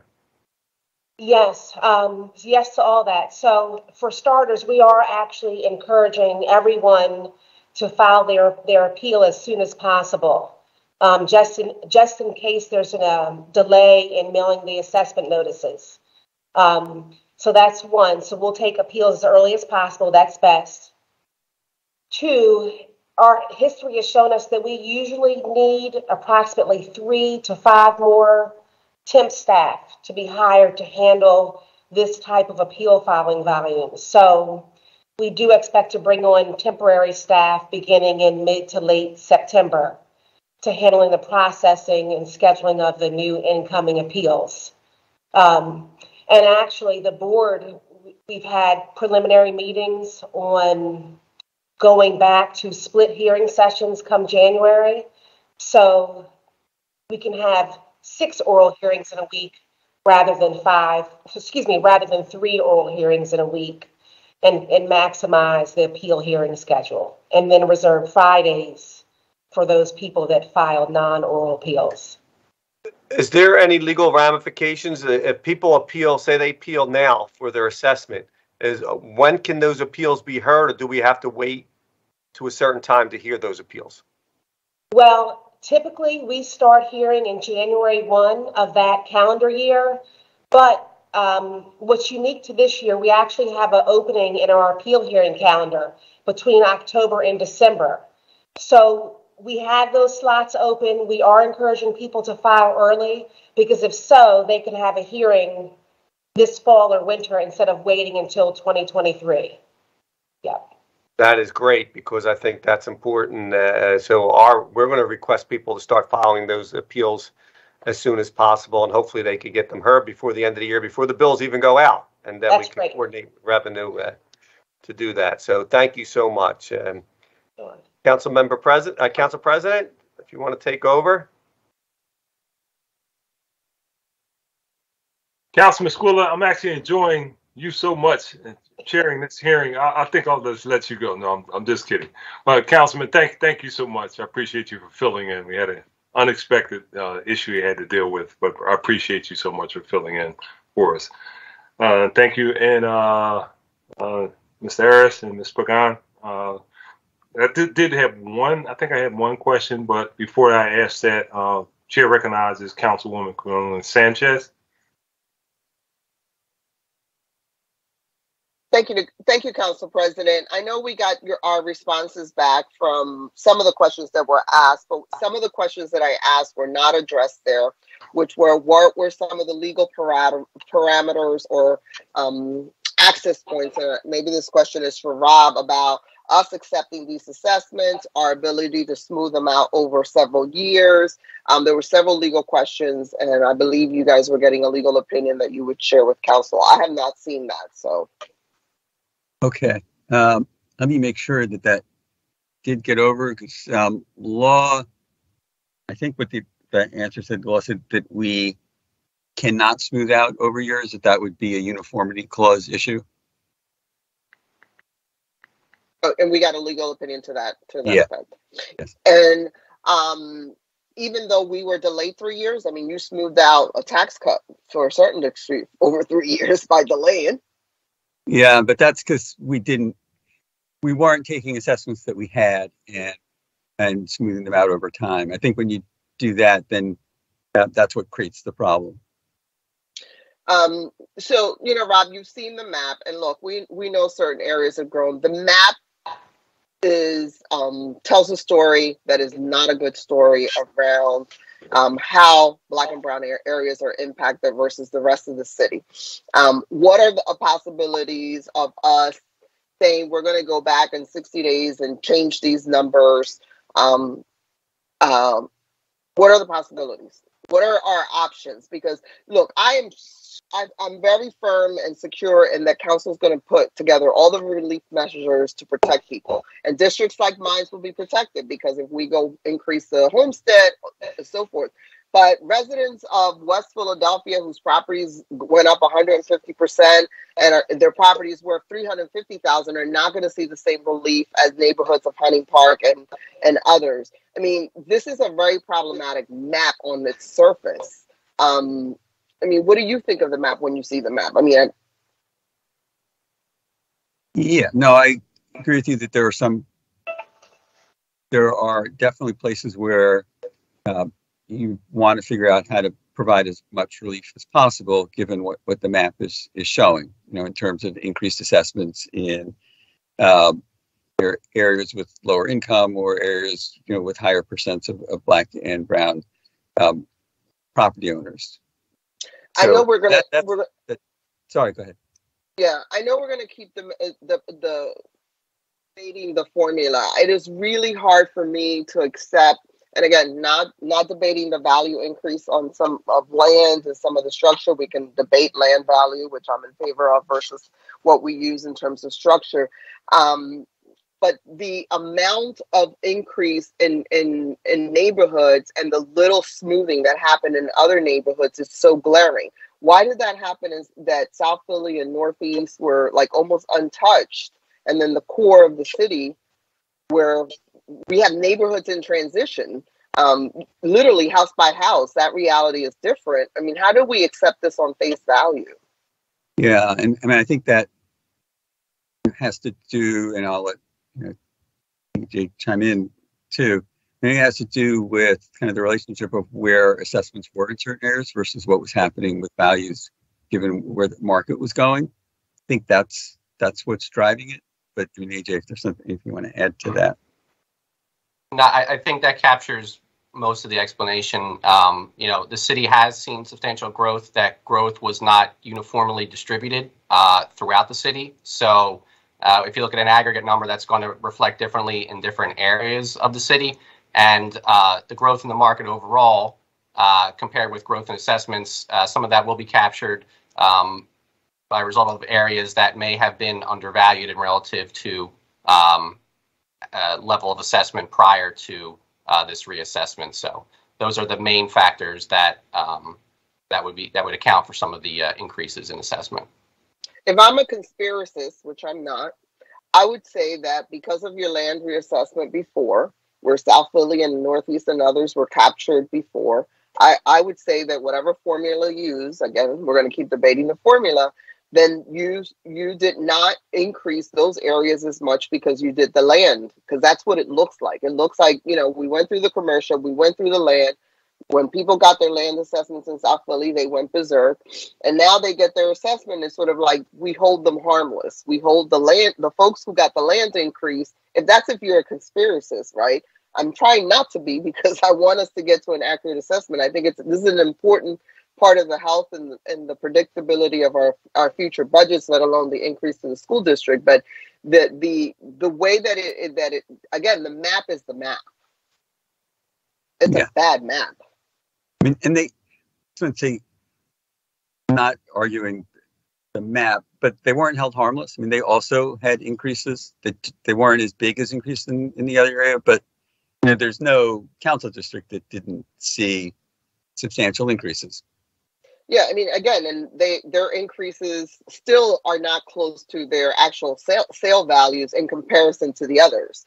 Historically, one of the reasons we are where we are is historically, Black and Brown communities have been overassessed based on value because of how we value land versus how we value structure. So it feels to me like you're using this to correct the historical problems that have been there all in one shot.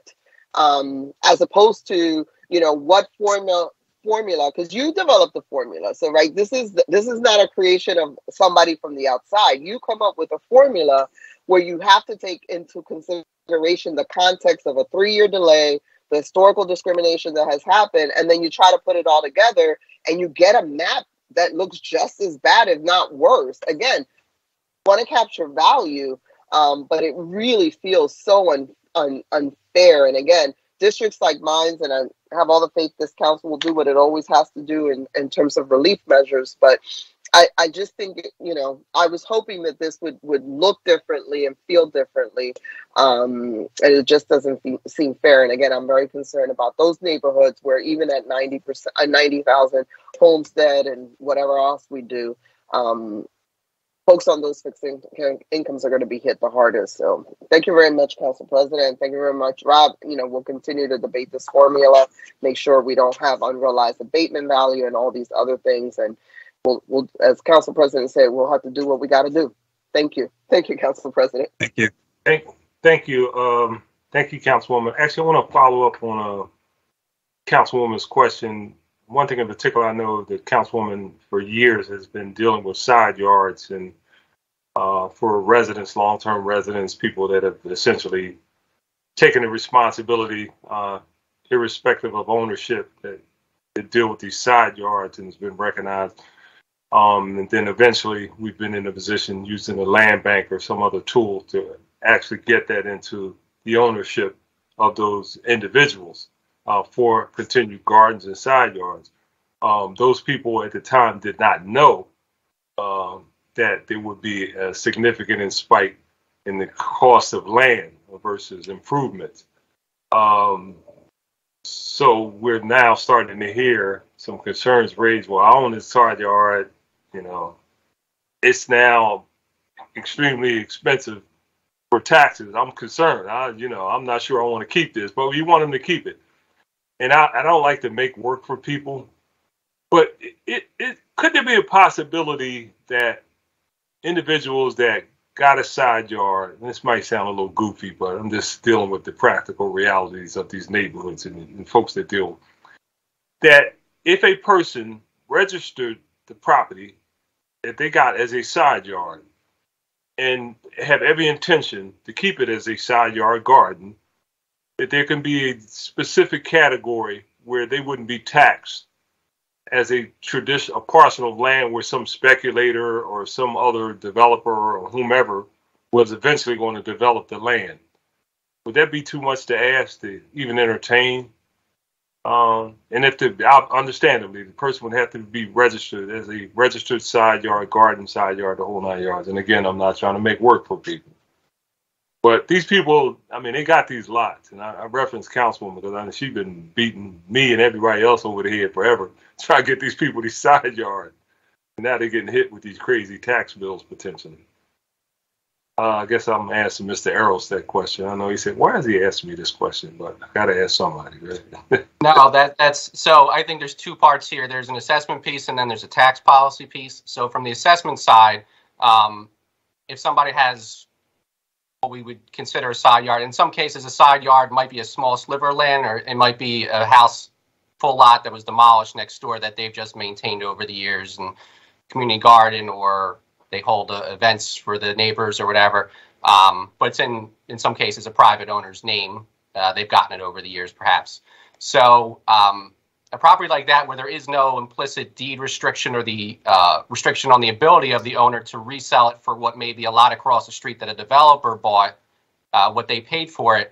From an assessment side, we would have no other way to value that other than at what it could be at the fair market value. If there were, and there are obviously nonprofit organizations that have lots that qualify for exemptions where the partial or total amount of the assessment is exempted. So whatever value we put on it, they're not paying on that. But those are, your 501c3s, your churches, those kind of things. And so there are specific qualifications. There's nothing on the assessment side that would allow us to exempt or value that property lower than what it could sell for on the fair open market, just because somebody chooses to use it as a gathering place for the neighborhood. We recognize how valuable that is for the community. And there might be a tax policy piece that could give them some sort of exemption that we would be out of the conversation on. But without a deed restriction or something that tells us it's different in the potential to sell it than, say, the lot across the street. And I know over the years, and I'm sure you've seen this in your district and others, we have developers coming in and buying land for more than what homes that are 100 years old are selling for. So that becomes an issue too, right? But for us to, if that person wakes up tomorrow and says, you know what, I feel like selling this, and they can and get the price that somebody across the street pays for a lot, we have to value that the same way. So that's the assessment piece. I'll turn it over to Rob if he has anything from the tax policy side he wants to add. Point of information, Council President Clark. Point of information. Sure. Now, Councilwoman Sanchez. All these side lots come with deed restrictions and sometimes amortized mortgages. So if you're saying that is the case, then there has to be a way to do that, because all of these have mortgages attached to them or deed restrictions. So if there is a deed restriction that we don't know about, or one that subsequently we're made aware of, that would affect the ability to resell a property. And there was a bill last week that I spoke on that was a different situation, but overall arching theme of deed restrictions, we would look to take any deed restrictions into account when valuing property, obviously, because those could affect the potential resale price or resale opportunities for parcels. So if we were able to identify those, we're made aware of those, we would take those into consideration.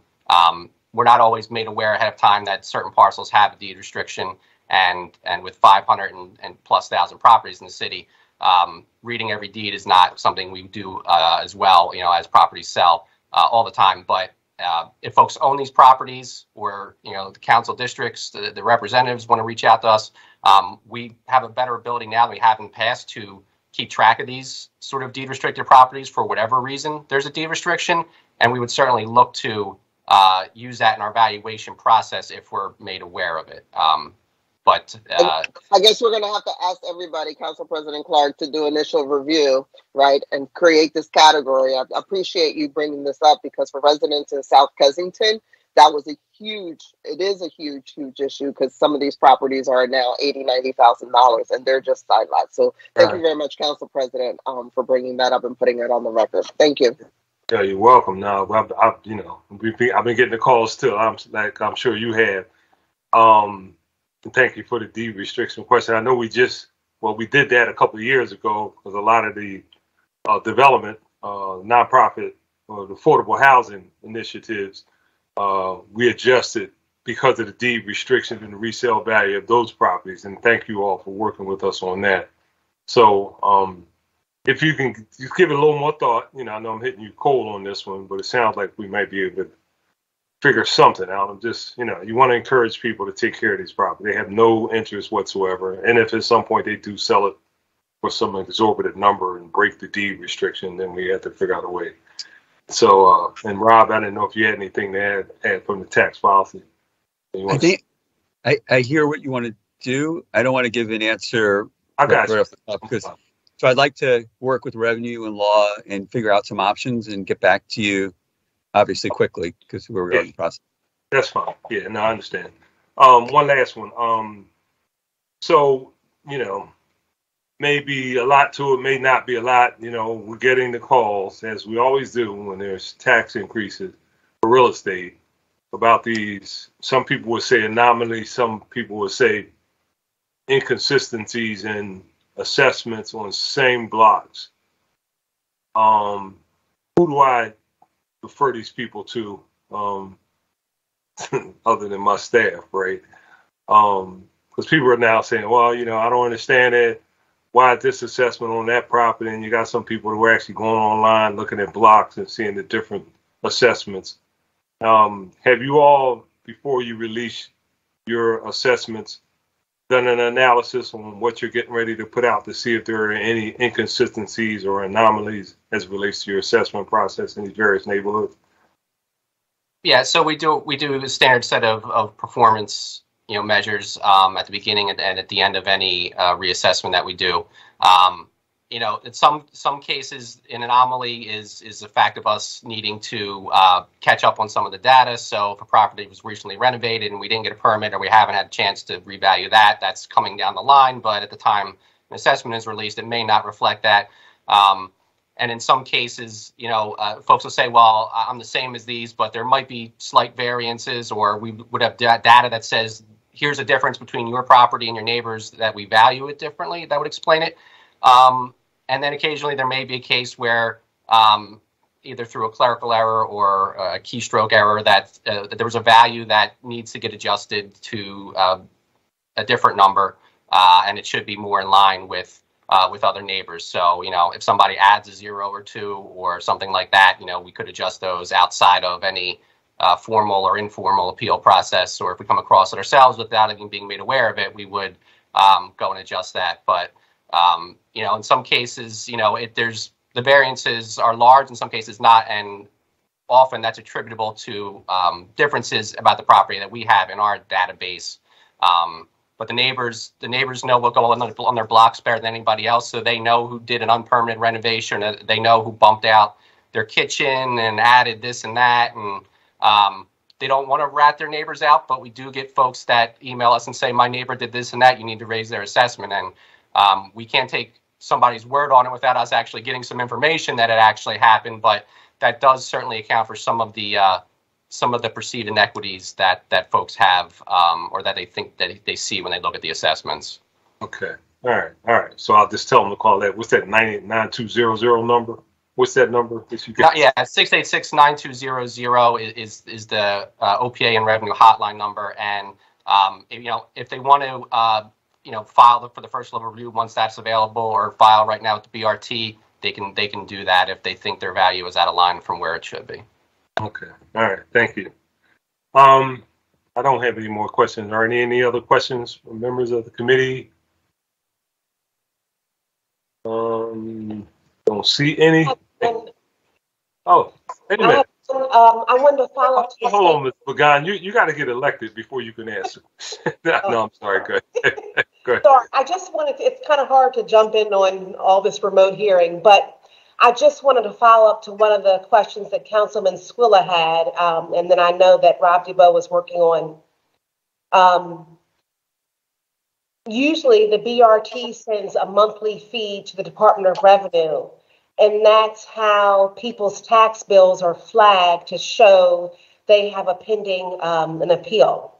So I'm an advocate, of course, of this special billing with revenue. And I know that revenue is updating to a new PRISM system. So yes, please include the BRT in that conversation. And yes, we do send monthly feeds to revenue so those parcels with appeals are flagged.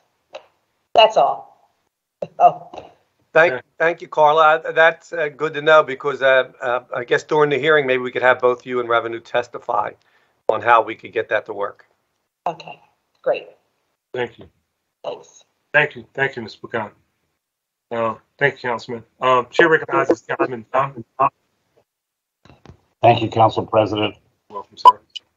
And good morning. Good afternoon, I guess. Good afternoon. Just a quick question. I have two questions. AJ, the IAAO report suggested that OPA form an advisory group of real estate professionals from different sectors to help keep the office aware of market changes between assessment cycles. And I'm wondering what steps have we taken towards kind of building those relationships and forming that group? Sure. So that was one of the key takeaways that I won't say key because I think they're all key, but that was one of the takeaways. Is something that we hadn't necessarily thought of independently or prior to the audit. The audit also mentions long range planning, so that's going to be part of that.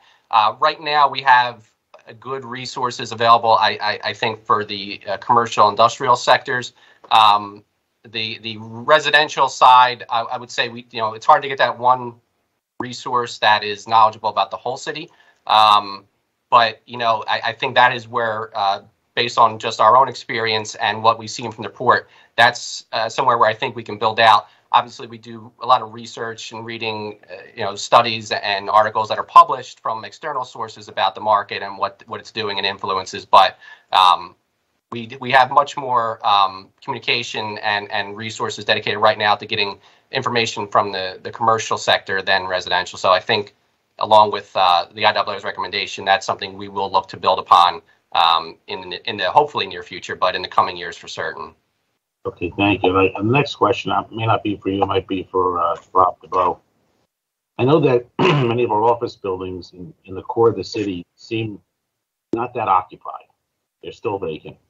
Some are 20, 30, even 40% vacant. And it's, breaks my heart not to see these people come back to their offices. We want them to come back to the offices. It's important. But are we concerned about some of these office building owners coming in for reassessments and trying to get their values lowered because their vacancy rates have increased dramatically? And have we put away any money in the budget for that possibility? Yeah, we did, in doing our projection, substantially increase the appeal loss, assuming that we would see that. So yeah, that is built into our budget. Okay, just wanted to make sure we had it covered. That's great. Thank you very much. Okay, thank you all. Thank you, Council President. Thank you, Councilman. Okay, that concludes our questions for OPA. I want to thank you all very much. your testimony and look forward to having further discussions on a number of different matters. Thank you. Thank you. Thanks. Ms. Patel, our next witness to testify is? The next person to testify is Dr. Jill Bowen, Commissioner at DBH IDS. Thank you. Commissioner?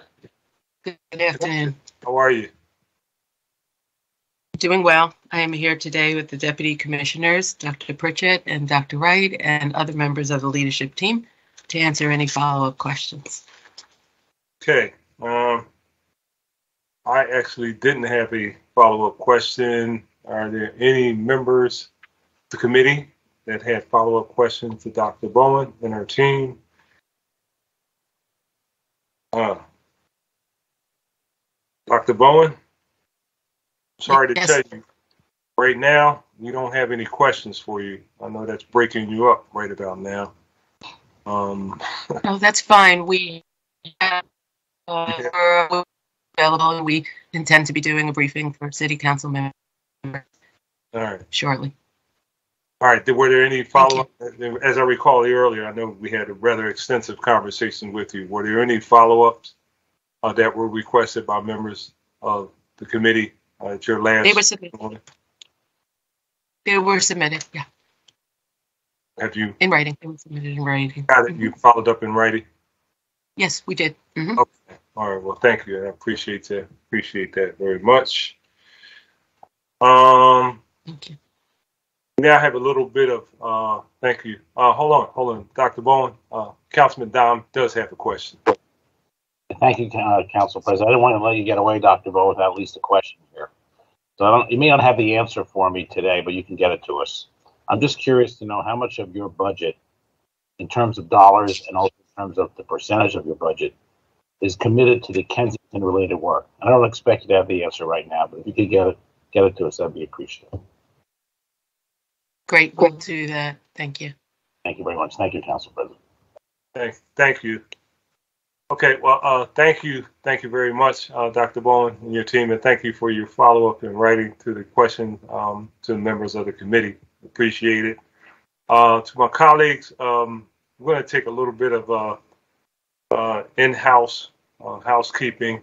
We would like to, Councilman David O. would like to offer an amendment. Did we have anyone else to testify?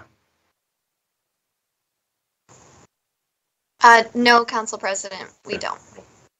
Okay, yeah, Councilman David O. would like to offer an amendment to one of the budget bills. So in order to do that, we would have to move into our public meeting. Councilman O., are you ready? Yes, Council President, I'm ready. Okay, so at this time, we would like to move from the public hearing into the public meeting for the purposes of Councilman O. To offer an amendment with no vote. We'll now move into our public meeting. Chair recognizes Councilman O. Thank you very much, Council President. I'd like to offer an amendment to bill number 220286. The amendment has been circulated on May the 3rd. I am not asking for any action at this time. And for clarification, the amendment is to withhold $10 million from the $100 million budgeted for SEPTA in order to reimburse them and encourage them to put that money into increasing transit police salaries and hiring transit police. Thank you very much, Council President. Second. You let the record reflect that an amendment was offered with no vote. We will hear that at the next committee of the whole meeting with respect to the FY2023 budget. We will move from our public meeting back into our public hearing. Are there any other comments or questions by members of this committee? Hearing none. Mr. President, this is Sherelle Parker, if I may, sir. Yeah, sure. The chair recognizes Leader Parker. Thank you so very much, Council President Clark. I just wanted to note for the record, as I listened to both Rob DeBoe and AJ talk about assessments here in the city of Philadelphia, I want us to acknowledge that this is a citywide challenge. And when we start talking about this concept of equity, Mr. President, Black and brown people in particular are getting screwed on both sides of the coin. I am reading right now in front of me an article that talks about an issue that we've raised here relative to appraisal bias. And thanks to the leadership, Mr. President, of Ira Goldstein and all members of the Appraisal Bias Task Force, I'm proud that we're going to be releasing the findings of our report that give concrete recommendations on what the city should do and how we should do it to mitigate appraisal bias in our city. But in that same article, Mr. President, it talks about the assessment bias.